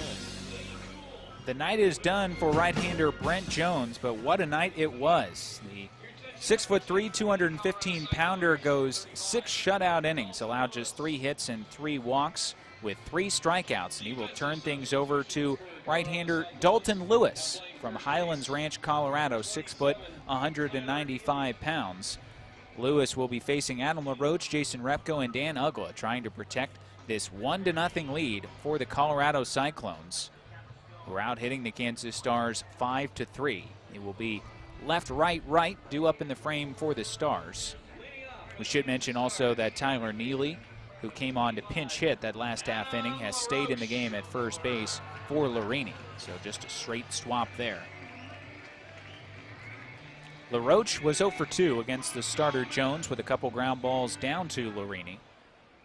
Left-hand hitter will call time as Dalton Lewis was just about to deliver the first pitch here in the top of the 7th. The Stars looking for some offense. Haven't had much of it to speak of. First to LaRoche is a changeup that stays low. It will be a little bit different look against Dalton Lewis, a sidewinding right-hander. He's going to work off the third base side of the rubber. LaRoche grounds it sharply out towards second base. It kind of handcuffs Barefoot. His throw is high, pulls Neely off the bag, but he gets a toe back on before LaRoche could get there. And it's 1 up and 1 down for the Stars here in the 7th. That might have been one of the harder hit balls so far tonight. Adam LaRoche really put a sting on that one. Second hop, I think, was on Barefoot just a little bit quicker than what he was expecting. There have not been many well-struck balls tonight for the Stars. One of their 3 hits was a bunt single. That tells you pretty much all you need to know as Jason Repko takes a slider low, 1 ball and no strikes. Repko has flown out to right and then grounded out to the shortstop Blatt his last time up in the 5th. 1-0. Line foul down the third base line. Repko out in front of something else off speed from Lewis, and it's 1 ball and 1 strike. Looks like the night is over for Jason Marquis, as the Stars have another guy warming up down in their pen. Here's the 1-1, and it's on the outside corner to Repko. 1 ball and 2 strikes. So the theme continues of 3 innings apiece for each one of the Stars hurlers. Dalton Lewis in his first inning of work for the Cyclones. He misses down and outside with a breaking ball. And it's 2-2 now to Repko with Dan Ugla to follow and Matt Diaz if anyone else reaches in the frame for the Stars. Repko's kind of moved up just a little bit in the plate here as he's continued to get out there on the into the box. He waves and misses at a slider running away from him, and it's a strikeout for Lewis. 2 up and 2 down for the Stars. Yeah, Repko had a really nice smile on his face as he took a big whiff at that one. I think he missed it by about a foot. Really fooled on that one. So it's Ugla, a guy who's certainly capable of tying this game up with 1 swing, but he takes the first offering way outside off the tip of the glove of Badgett and back to the screen, 1-0. Ugla has yet to put the ball in play tonight with a walk in the 2nd and then a strikeout looking in the 5th. 1-0. The Colorado Cyclones lead here in the 7th. Ugla takes a strike on the inside corner, raised the arms up, but Mark Wagers raised the right arm as that fastball deemed to be on the inside corner. 1-1 slider. Ugla can't check his swing. He's had a tough time with breaking balls running away from him tonight. He's now down in the count 1-2.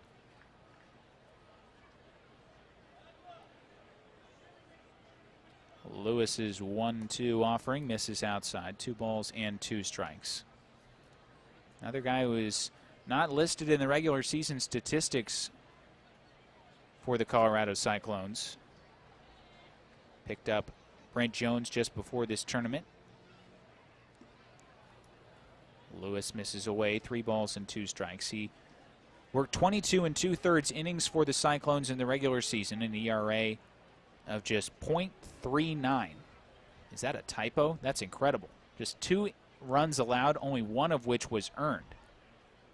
And he dots the outside corner to Ugla. Called strike 3. He sets down the Stars in order with a pair of strikeouts to send us to the 7th inning stretch. The Colorado Cyclones in control, leading the Kansas Stars by the score of 1-0. You're leading the NBC World Series on KQAM.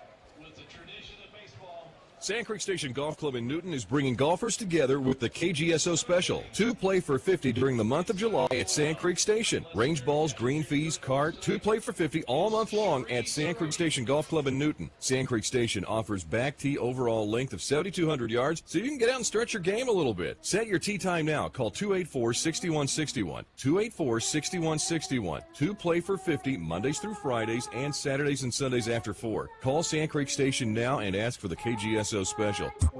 Are you building a new barn, storage building, or implement shed?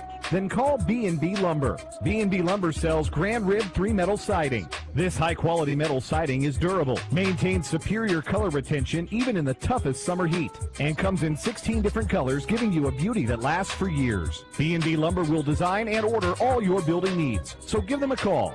B&B Lumber at K42 in MacArthur and Wichita, and at 10 seconds. First in Newton.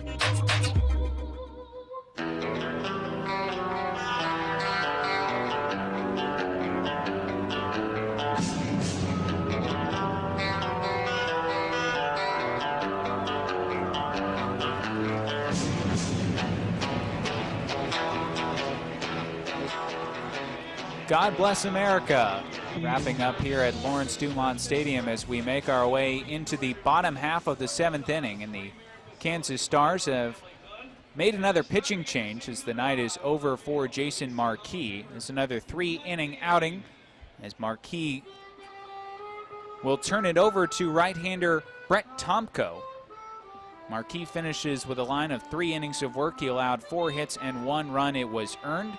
3 strikeouts and no walks against the right-hander. Right now he is in line for the loss, though, as the Colorado Cyclones lead the Kansas Stars 1-0, and they turn it over to Tomko, 6'4", 220 pounds from Euclid, Ohio. And he will be sporting the San Diego Padres jersey tonight. He'll be facing the bottom third of the Cyclones order. It's Shearer, Barefoot, and Blatt, left, right, right, due up against him here in the bottom half of the 7th inning. Mike Dean, the longtime scorekeeper here at the NBC World Series, also with a rendition on his harmonicas. He gets a nice round of applause from the crowd here at Lawrence Dumont Stadium. And as it was last year with the Stars, Brad, it is a very good crowd as the people in Wichita love their baseball and they love getting a chance to see these former major leaguers. Well, coming up on Monday night, that will be the ESPN2 game, and I know that that crowd is probably going to be huge once again. So tomorrow night, the Team USA is going to be here, and that ought to be very interesting as well as the Iowa Hawkeyes making up that roster. Have a chance to see them before they go off for the World University Games. That is correct, okay, yeah. They're just making sure I had the right moniker there. They're on a long journey around the globe, and it takes them through Wichita. They'll be in action tomorrow night. Shearer digs in from the left side, and he takes a first pitch strike from Tomko, 0-1. Tomko, a 14-year big leaguer with precisely 100 major league wins. Swing and a miss, nice changeup, had Shearer out in front, 0-2. More than 1,800 innings of work for Tomko in his big league career. Never played more than 3 years with any one team, the Padres and the Reds for 3 years apiece, as he misses down and inside, 1 ball and 2 strikes. Suited up for 10 different clubs in his long-spanning major league career. Swing and a miss. He gets a fastball by Shearer on the outside corner, and it's 1 up and 1 down for the Cyclones here in the 7th. It looks like left-hander Nate Robertson is up and tossing down in the Kansas Stars pen. So after the 3 innings from Oswalt and the 3 innings from Marquis, maybe the Stars electing to play matchups down the stretch here. First one from Tomko to Barefoot is a strike, 0-1. Yeah, for Tomko, not spending any more than 3 years at any one club. Not sure if he had an agent or a travel agent. One and the same, I suppose. Check swing, and Barefoot couldn't hold up as he went around, according to home plate umpire Mark Wagers. And it's no balls and 2 strikes on the Cyclones' second baseman. Struck out looking in the second, then dumped a single into shallow right field in the 5th. And what was maybe the turning point of that inning, takes a breaking ball in this inside corner. That's a called strike 3. And Brett Tomko has come out hitting spots. He's set down the first 2 men that he's faced on strikes here in the 7th. That's not bad if you can tee it up right on the inside part of the plate. You've seen some slow breaking balls tonight. A lot of them in the mid to upper 60s. And that last one from Tomko was a dandy, as now he deals a strike to Blatt with a fastball on the outside corner, 0-1. Blatt is the difference in the ballgame so far with an RBI infield single in the 5th. And he takes strike 2. Tomko not messing around. He is firing BBs right now, relatively speaking. That last one was 69 miles an hour. That was a big BB. I meant he's hitting spots. Exactly. He skips this breaking ball low, 1-2. A very slow BB gun with accuracy. Might have been one of the old, just rifle-type daisies. The Red Ryder. Of course. I don't think that one would have put your eye out, though. Swing and a miss. Tomko strikes out the side. He gets all the way up to 83 with that fastball, and he puts down the 7, 8, and 9 hitters here in the 7th inning. We move to the 8th. Still, the Colorado Cyclones in front. They lead the Kansas Stars by the score of 1-0.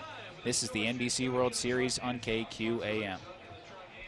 Hello, everyone. This is the X-Man, Xavier McDaniel. I always played on a winning team, whether it was with the Shockers or in the NBA. When I look for a winning team in the insurance business, hands down is Bill Ball's Allstate Insurance Agency. With over 30 years of providing insurance coverage in the Wichita area, this is a slam dunk, in my opinion, of who I want on my insurance team. Give them a call today at 316-773-9864.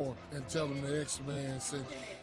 There's great specials at Davis Liquor Outlet every day of the week. All 7 days of the week, you can take 20% off cases of liquor every day at Davis Liquor Outlet. If you're a connoisseur of wine, that's fine. 7 days a week, 25% off all wine cases. 15 seconds, guys. 20% off craft beers, and Thursdays 20% off any wine. With even more coupons available online at davisliquoroutlet.com. 4 independently owned locations to serve you across Wichita. Davis Liquor Outlet.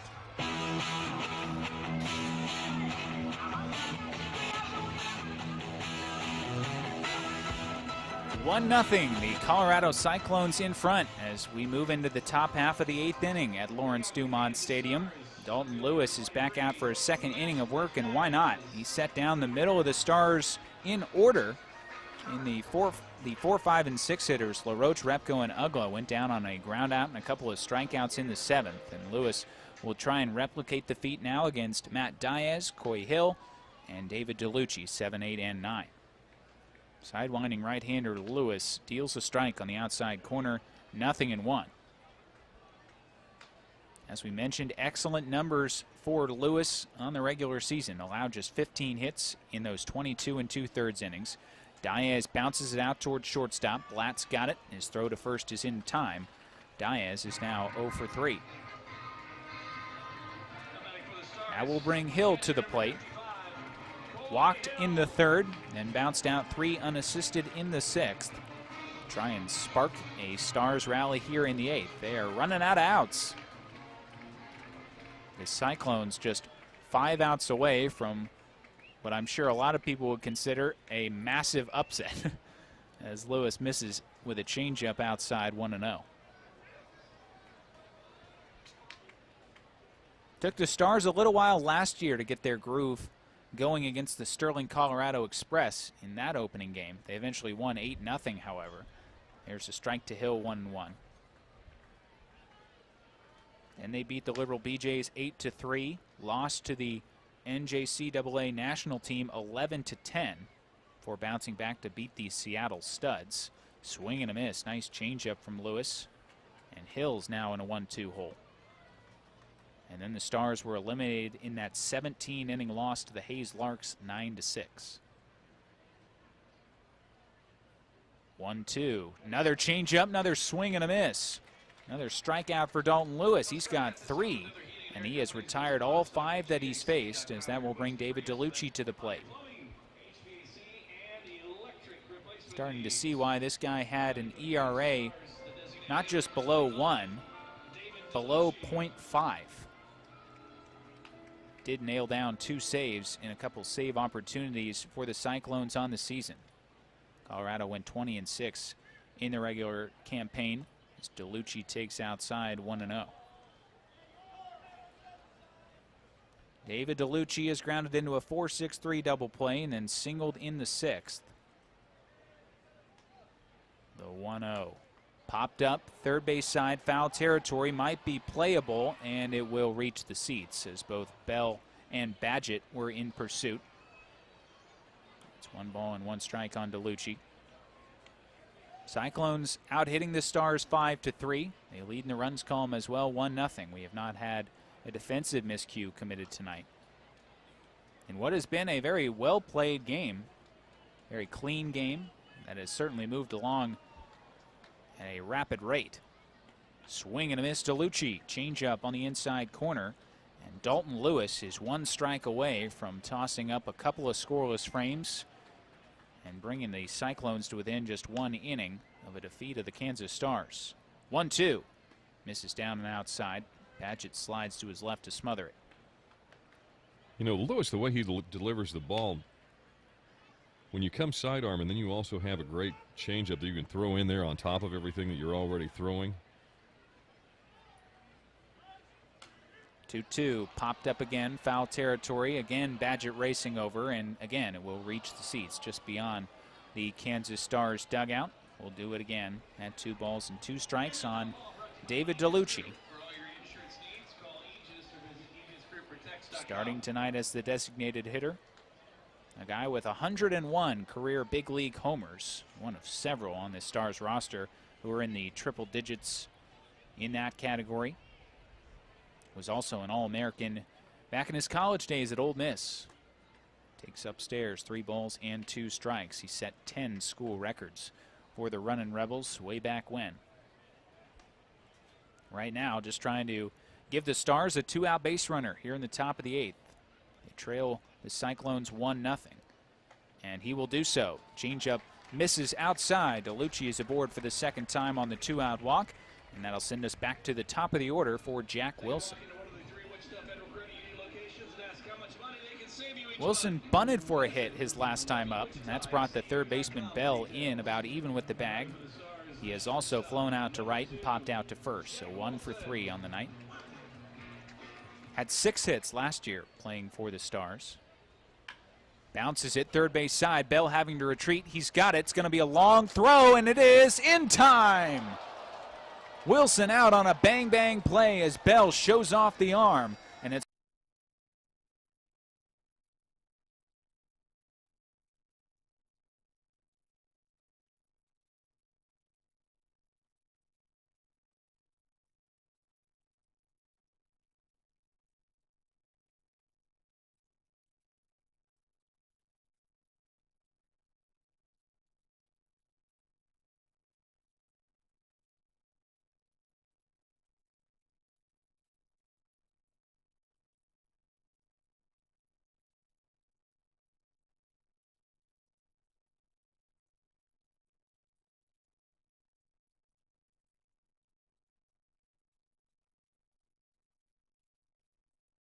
Always played on a winning team. Who'd you whether say? It was with the Shockers or in the NBA. When I look for a winning team in the insurance business, hands down, it's Bill Ball's Allstate Insurance Agency. With over 30 years of providing insurance coverage in the 15 seconds. 15 seconds.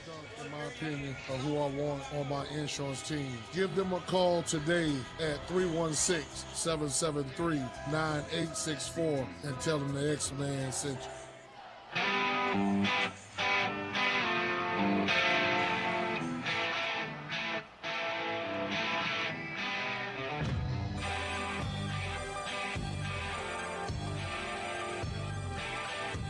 Well, it's not a save situation, but the Kansas Stars are going to bring upon one of the best closers in Major League Baseball history. As righty Joe Nathan will take over for the bottom half of the 8th inning. The Colorado Cyclones leading the Stars by the score of 1-0, but they'll be up against it in Nathan, 6'4", 230 pounds from Houston, Texas, a guy who played 16 years in the major leagues, piling up 377 saves. That is 8th all-time in Major League history, and an ERA of just 2.87 in 687 games.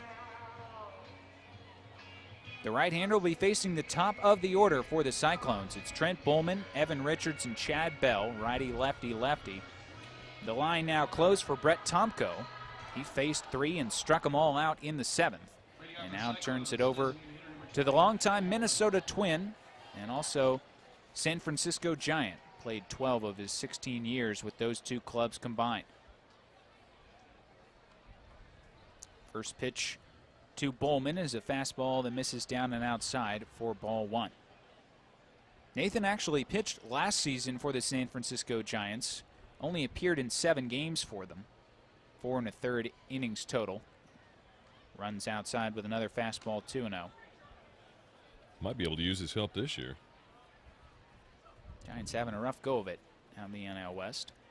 It's time to start looking towards 2018. Believin'. Swing and a miss. Bowman down 2 balls and a strike now. Not sure if they are in the market for 42-year-old relievers, but I'm sure Joe Nathan would be happy to help. He'd answer the call. 2-1, swing and a miss. 2 balls and 2 strikes. Nathan started his career with the Giants in 1999. He was actually a starter then. At least 14 of his 19 appearances were in a starting role. And then finished it with the Giants last year. Also pitched with the Chicago Cubs in 3 appearances. Foul down the right field line. Still 2 balls and 2 strikes on Bowman. Well, most fans will remember him for his time with the Minnesota Twins. He was a 4-time All-Star up in the Twin Cities, including a career-best 47 saves in 2009. And he was about as automatic as it gets at the back end of the bullpen. 2-2. Grounded left side. Wilson to the backhand. Slides. Gets up. Long throw. LaRoche the stretch, and it's in time. Wow, Jack Wilson still got it. He has shown off the arm twice tonight from shallow left field, and it always helps to have a guy like LaRoche over at first to stretch and keep the foot on the bag as Bowman is retired. That is fun to watch. I don't care who you are. I would watch Jack Wilson play short anywhere. Evan Richards will dig in now. He's 0 for 3, a couple strikeouts and a bouncer down to first. Swings and foul tips it into the mid of Hill, 0-1.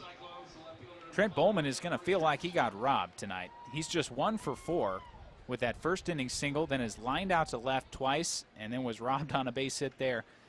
As we play here in the 8th, Nathan deals a strike and jumps ahead of Richards, 0-2.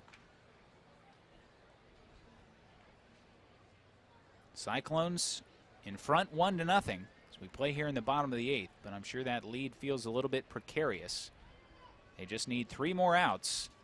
Nathan's offering his foul back. Richards stays alive at 0-2. It will be the 2, 3, and 4 hitters due up for the Stars. Langerhans, Inge, and LaRoche, left, right, left. And there is a right-hander loosening down in the Cyclones' pen. That's Matt Swilly, the righty beginning to toss. Nathan nods at the sign. Hill sets up away. Out of the full windup, the 0-2.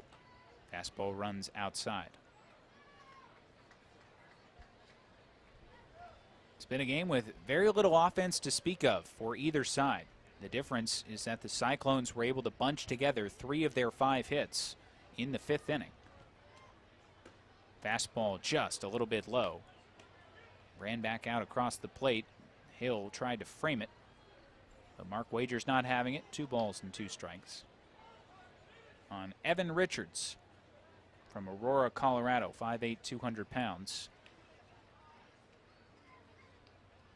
2-2. Little pop-up right out towards Jack Wilson. Retreats onto the outfield turf and squeezes it with 2 hands. And Nathan has set down the first 2 men that he has faced here in the 8th. So it's Chad Bell, the last hope for some insurance for the Cyclones. Bell has walked and then bounced down to LaRoche twice. Last time up, he struck it fairly sharply, but LaRoche was able to knock it down and then win the race to the bag. Nathan's first delivery is down and inside. Not often you see relievers anymore who work out of the full windup, but that is what Joe Nathan does. Starts with the glove right in front of his belt.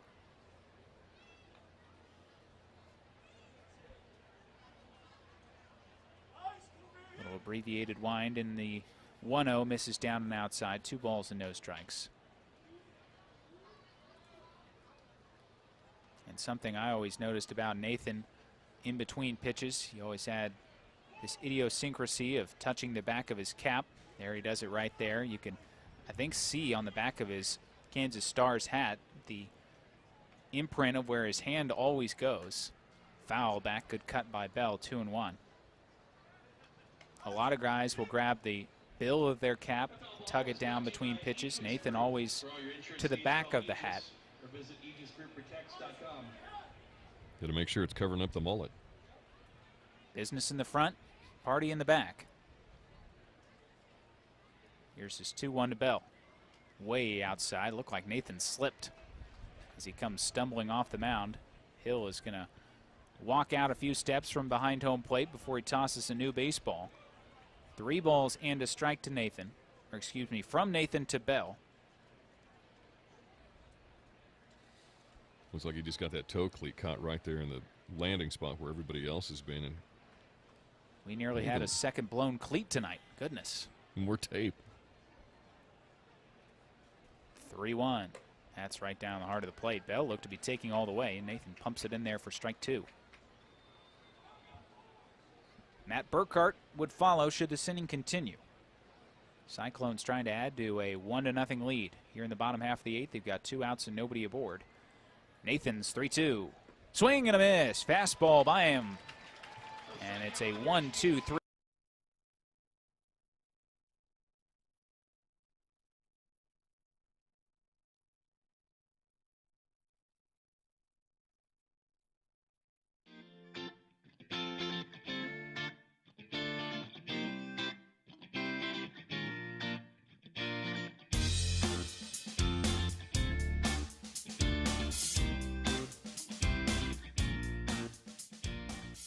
It's a sunny morning of bliss till your phone falls in the abyss.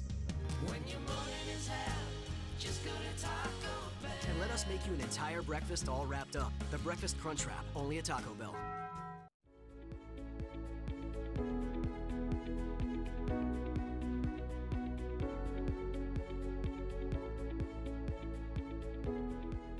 Kansas Gas Service delivers natural gas to many of the companies you know, ensuring they have the energy they need to grow and build strong communities, providing cost-effective, safe, and reliable natural gas for a better tomorrow today. Kansas Gas Service.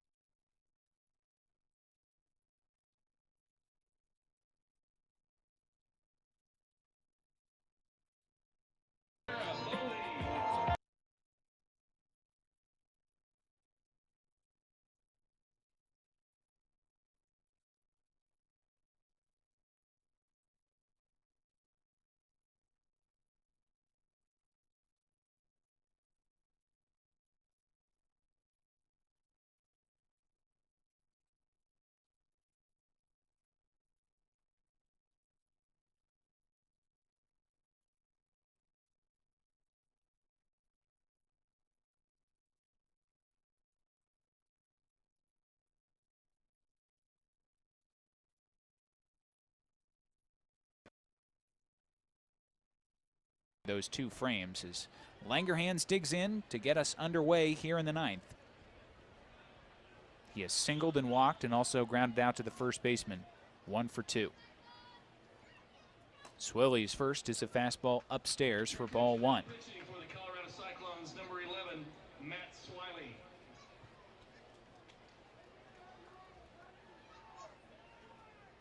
High set. 1-0 to Langerhans. Fastball runs outside. 2 balls and no strikes. What a victory this would be for the Cyclones and head coach J.O. Buchanan. Their 3rd straight trip to Wichita for the NBC World Series. And Swilly has fallen behind Langerhans 3 balls and no strikes. They've won 5 games in this tournament over the last 2 years, but this would certainly be the most exciting, the most memorable of the bunch. There's the strike right down the heart of the plate. Langerhans taking all the way. It's 3-1. The Stars have some activity down their bullpen just in case they're able to push across 1 or more here in the top of the 9th, and Langerhans gives him a good start. He takes a 5-pitch walk and will trot down to first base to represent the potential tying run as Brandon Inge comes to the plate. Blatt comes in from short to offer up a few words of encouragement for Swilly. Now we'll face Inge. He has probably had the best swings of any Kansas Stars player tonight with 2 lineouts, 1 to left and 1 to short, and has also grounded into a 5-4-3 double play. Swilly misses up with a breaking ball, 1-0. It was that line out to short from Inge in the 6th that saved the Cyclones bacon. There were 2 in scoring position with 2 out, but it was right at Blatt to retire the side. And now Swilly has fallen behind Inge, 2 balls and no strikes, and that's going to get the catcher Badgett out from behind his crouch as they try and settle down their right-hander. It would be such a shame to waste excellent outings from Brent Jones, who went 6 scoreless frames. He's in line for the victory. And Dalton Lewis, who retired 6 of 7 men that he faced in the 7th and 8th innings. Badgett has managed to get out and calm pitchers down so far tonight. Had a little conversation earlier after about 6 straight balls with Brent Jones back early in the ball game. Managed to get him to buckle back down.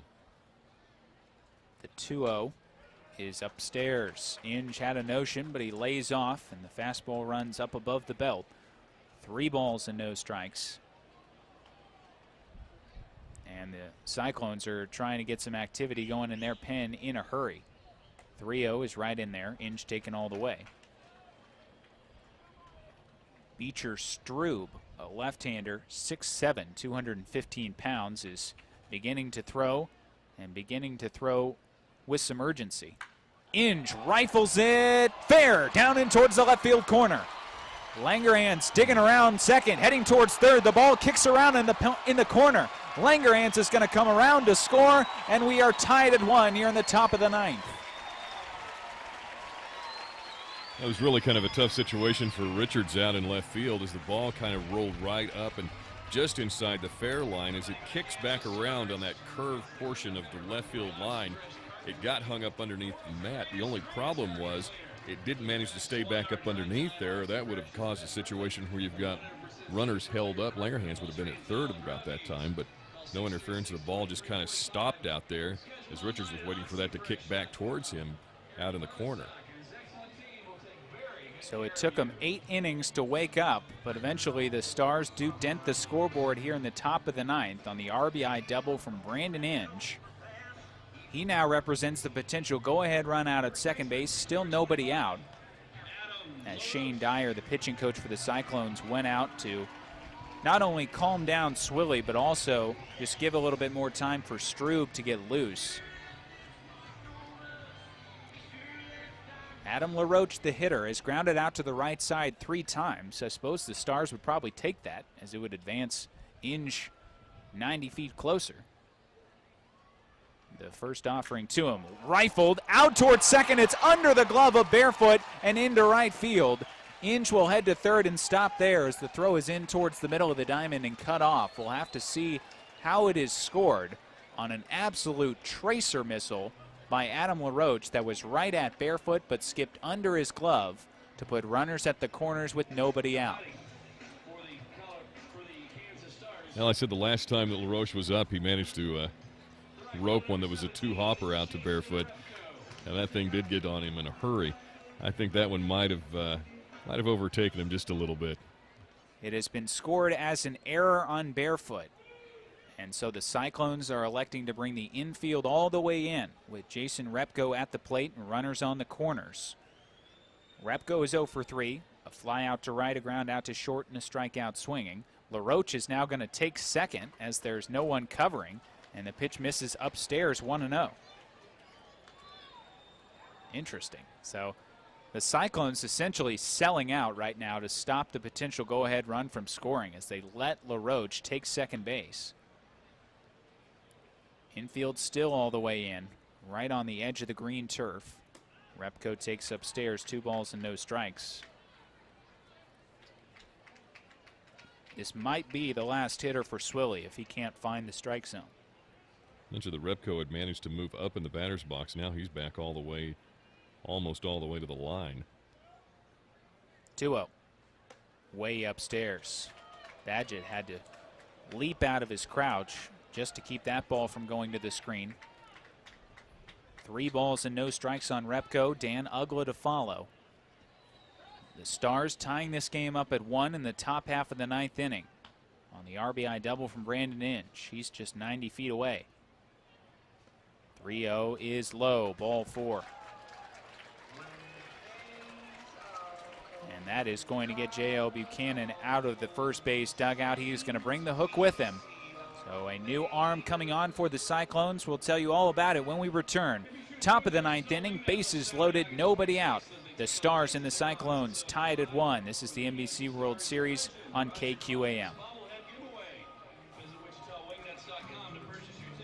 Are you having trouble getting your crop out of the field due to the wet conditions?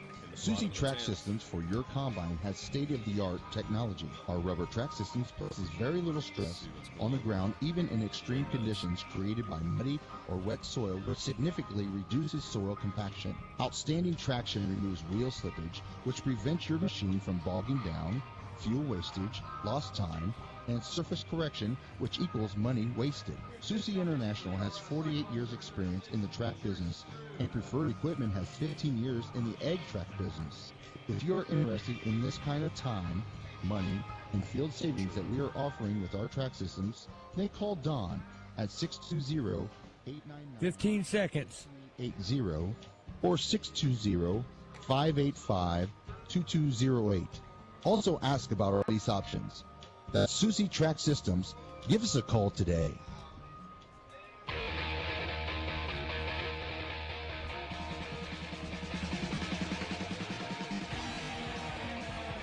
Bases loaded, nobody out for the Kansas Stars here in the top half of the 9th inning. They have already tied this ball game up at 1 and are now threatening to take their first lead. They'll have to do so against a new pitcher for the Cyclones. It's left-hander Beecher Strube, another contender for name of this tournament. And he comes on in quite the situation. 6'7", 215 pounds, the lefty from Casper, Wyoming. And all he has to do is face Dan Ugla, one of the best hitting second basemen in Major League history. Ugla has walked and struck out looking twice tonight. He will just be trying to put something in play to drive home what could be the potential winning run in a 1-1 game here in the top of the 9th inning. Looks like the Cyclones will keep the infield all the way in. I wasn't sure if they would play the middle infield back just to set up a potential double play ball, but it looks like both Blatt and Barefoot are staying in on the edge of the infield turf, as Strube will work out of the stretch. Belt high set, and a first pitch slow breaking ball bends in there at 64 miles an hour. That took some guts. And some time. Took a long time to get to home plate, but when it did, it found the inside corner. 0-1. Strube, another breaking ball, and a swing or a strike. Either way, 0-2 on Ugla, as he has had a hard time laying off breaking balls tonight. Ugla's still trying to find his groove. Hasn't managed to get it back yet. He is now down in a no-ball, 2-strike hole. Strube, the lefty, winds and fires. Down and inside, almost hit him. Nice block by Badgett, sliding over to his left. Dan Ugla certainly not unaccustomed to the occasional strikeout. Certainly had plenty of those in his time in the major leagues, but he made up for it with 235 career homers. Takes a breaking ball low. He checked the swing. Badgett keeps it close enough. They issue a late appeal down to first base, but Josh Shepis raises the arms out to the side to say no swing. 2 balls and 2 strikes. The runners are Inge at third, LaRoche at second, and Repco on at first, reaching on a double, an error, and a walk, respectively.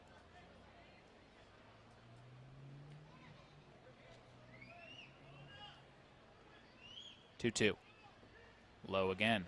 Another breaking ball. It's been 5 straight from Beecher Strube. And now it is run full on Ugla.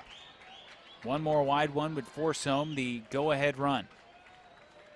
Has to come with a strike. The 3-2. Low for ball 4. Went with a fastball and just missed below the knees. Ugla will take the bases loaded walk, and the Kansas Stars have taken a 2-1 lead here in the top of the 9th inning.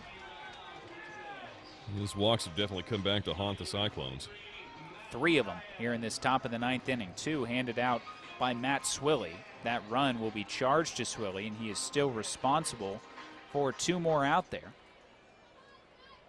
As now it's Matt Diaz.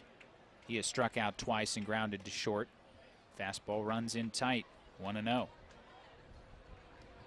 The Stars just had nothing going offensively through the first 8 innings. They struck out 6 times. They recorded just 3 hits. They have made it work here in the 9th. Diaz, a huge cut, and he fouls it, I believe, off of home plate umpire Mark Wagers, who walks around a little bit behind home plate as the count evens at 1-1. Matt just about came out of the Mizunos on that swing. He was not looking for an opposite field single. I can tell you that. No.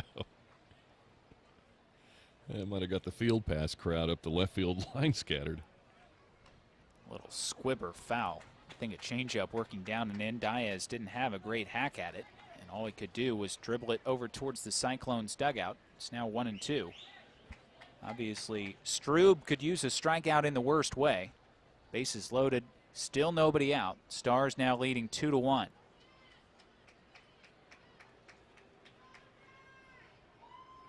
Pitch on the way. Big breaking ball is driven out towards left field. Richards under it, setting up, makes the catch. LaRoche will tag. The throw comes in and is cut off. LaRoche scores on the sacrifice fly, and it's now 3-1 Stars.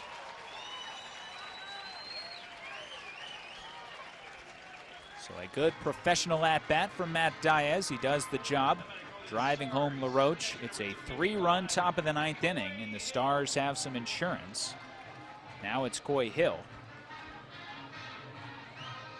And we're going to have time called as Badgett wants to go over some signs for his infielders. How to approach Hill, who has walked, grounded out to first, and struck out swinging. This is the first time he'll get to swing around and bat from the right side. Repko still at second, Ugla on at first. Now they will appeal to see if LaRoche left early, and home plate umpire Mark Wagers says no. Never hurts to try. No, you may as well give it a shot. Good strong throw from Richards there, trying to cut the run down at the plate. First one to Hill, down and inside for ball 1. So unfortunately for Brent Jones, the Colorado starter, he is going to get tagged with a no decision tonight, despite 6 shutout innings. Jason Marquis is now off the hook for the Stars. 1-0 breaking ball finds the zone, and it's 1-1 on Hill. For the Stars tonight, Oswalt went the first 3, allowed a hit and no runs with 7 strikeouts. Then Marquis allowed a run over his 3 innings. Tomko struck out the side in his frame. Joe Nathan worked a scoreless inning to bring us here as Hill cuts through a breaking ball that dives down and inside. It's 1-2.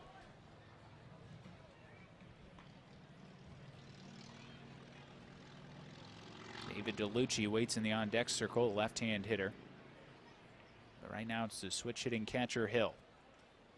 1-2, swing and a miss, changeup on the outside corner. Nicely spotted there by Strube as he gets a big second out, and now can limit the damage if he can get through DeLucci. DeLucci has had a good night, has singled and walked, also grounded into a 4-6-3 double play his first time up, but struck it well then and also lined his single into right field in the 6th, though he has had some good plate appearances. And a slider will miss off the plate outside, ball 1. It'll be a left-on-left matchup here for the lanky lefty Strube. 6'7", 215 pounds. Looks like he hides the ball fairly well. Fastball works down and inside, 2 balls and no strikes. After DeLucci, it's back to the top of the order for Jack Wilson.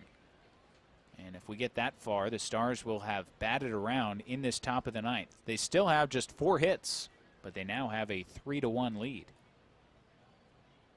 Check on Repko out at second. And DeLucci takes a fastball strike. The Cyclones will send 4, 5, and 6 to the plate in the bottom half of the ninth. It'll be Burkhart, Neely, and Badgett, barring a pinch hitter. Not sure who they will be facing on the mound. DeLucci takes a strike. Nice slider. Strube flipped it on the outside corner. It's 2-2.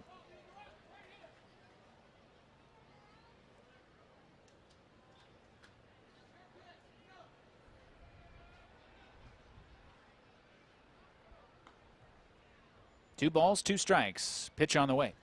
Breaking ball, a little tap foul as DeLucci reaches out.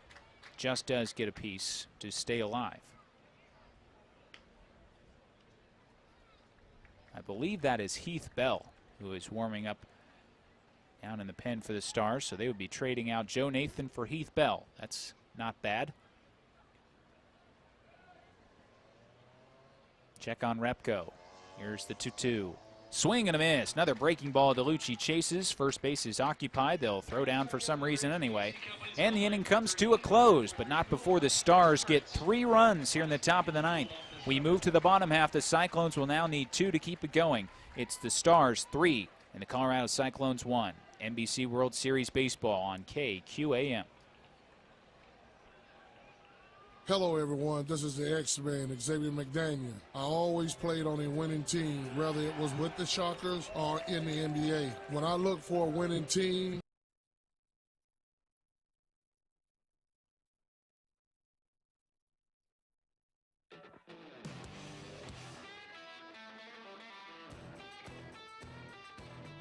This bud's for the dream and the people bold enough to pursue it. For those who come from nothing and rise to something. It's for those who take everything this country has to offer and make it their own.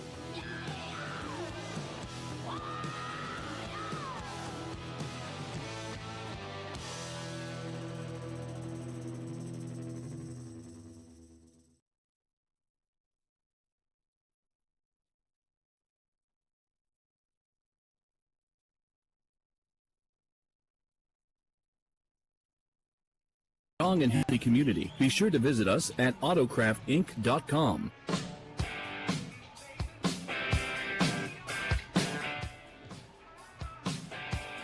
Kansas Stars lead the Colorado Cyclones by the score of 3-1 as we proceed into the bottom half of the ninth inning. The Stars with 3 runs in the top of the ninth to grab their first lead of the game, and now they will turn it over to right-hander Heath Bell to try and close this one out.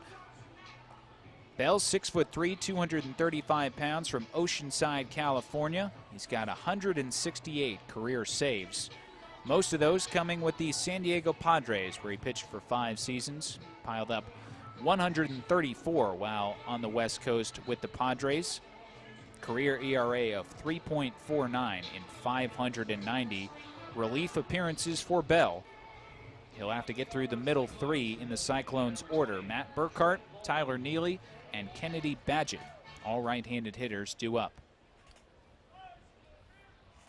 Burkhart with a couple of strikeouts, but then singled through the right side his last time up back in the 6th. Bell kicks and skips a fastball in low. 1 ball and no strikes. And maybe the coolest moment of the night so far was watching Heath Bell sprint in out of the left field bullpen. That was always his trademark. And he's got there in a hurry. He can still leg it out a little bit. Throws a fastball, strike 1-1. Almost looks like he's jumping right at you.